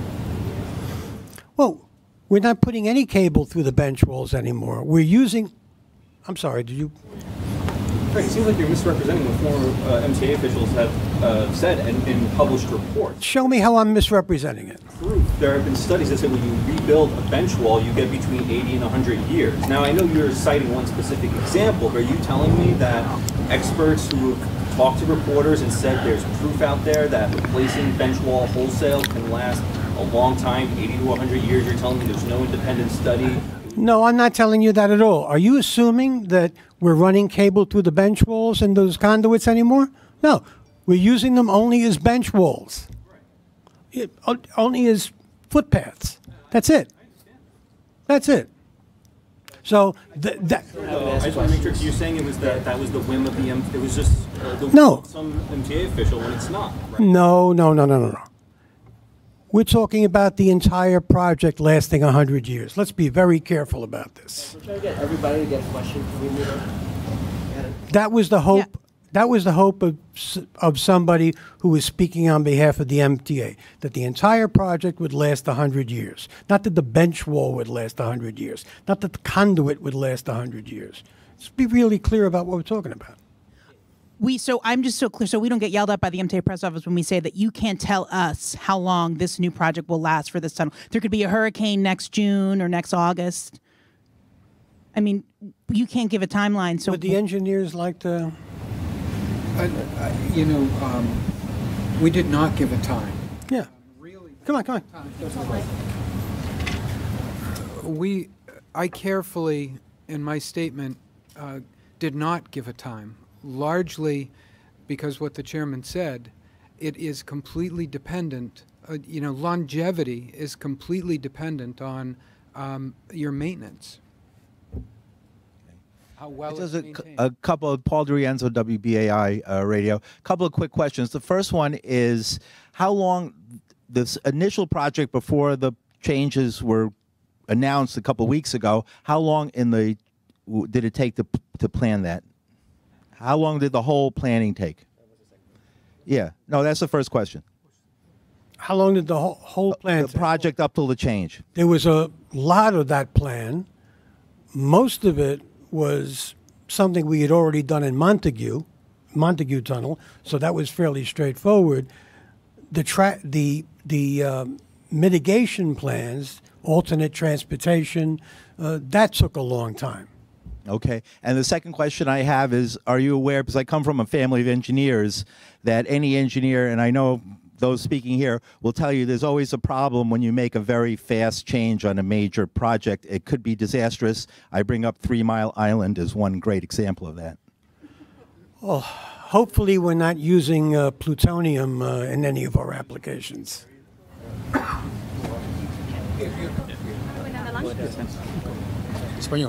One question, I promise. Answer the question. I didn't know that was a question. En español, señor Ferrer, hubo un intercambio con la comisionada de transporte en el que parece que no toda la Junta ha tenido oportunidad antes de hoy de revisar el plan. No, yo sé que no están votando, yo sé que no lo han aprobado, todavía tienen que hacerlo. El propósito pero usted estuvo sentado junto a Como cuando lo presentó.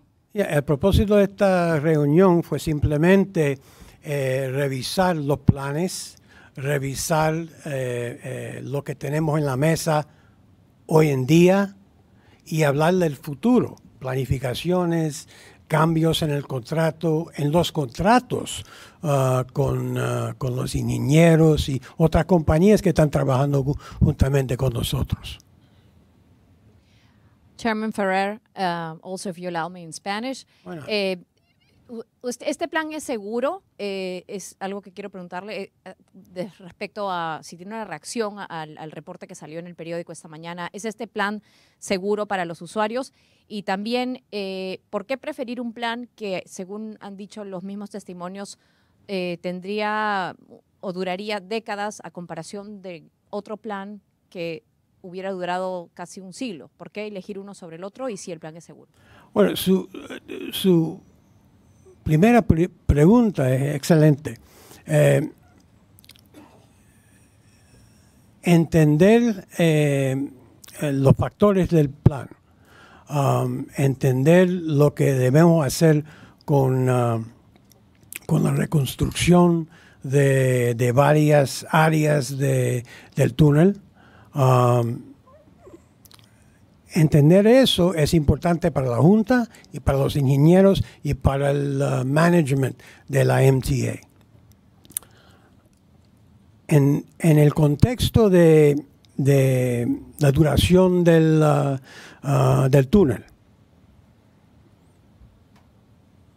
hasta los ingenieros no saben y no pueden garantizar y nunca han podido garantizar si el túnel iba a durar o va a durar por 100 años.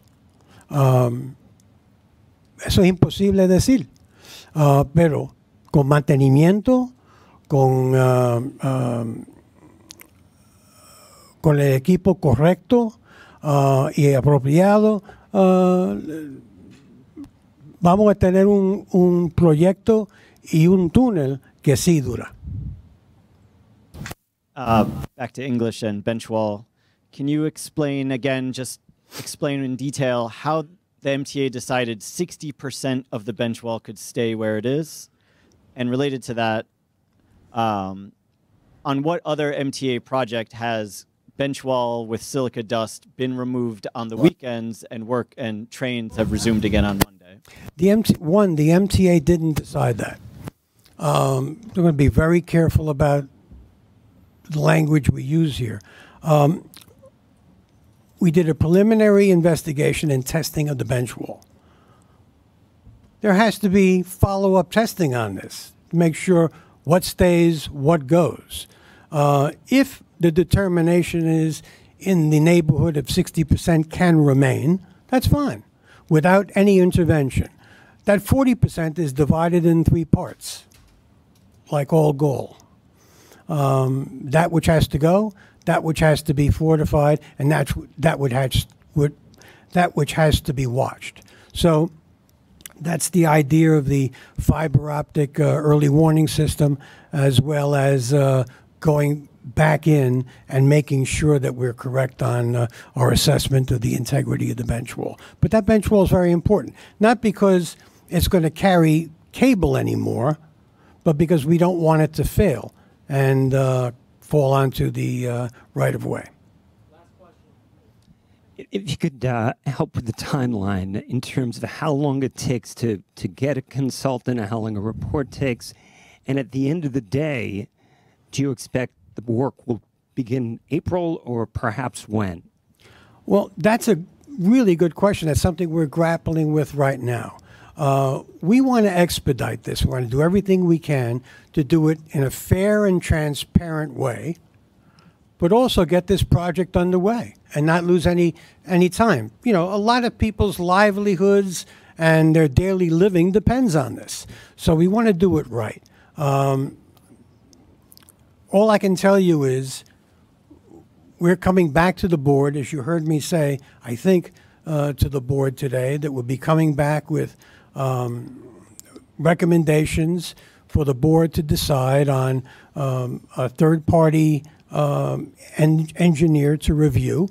And we're going to do that quickly. We're not fooling around with that. We want to move this project along. We want to do it safely, we want to do it well, but we want to do it expeditiously too. Is it April realistic? I think so. I am told it is, but we'll know that better in about a month. This is a non-L-train question for the acting chairman. I want to hear about any measures you may have taken to reconcile any potential for conflict between your private sector work and your role with the MTA, whether it's consulting with JCOPE, the MTA Ethics Council, recusals from votes, anything else you may be doing. Yeah, I've asked JCOPE and Ethics Council, and as you may know, I've taken a leave without pay from my job. Let me repeat that. A leave without pay. My wife already knows, and she's not too happy about it. Like that. I'm uncompensated.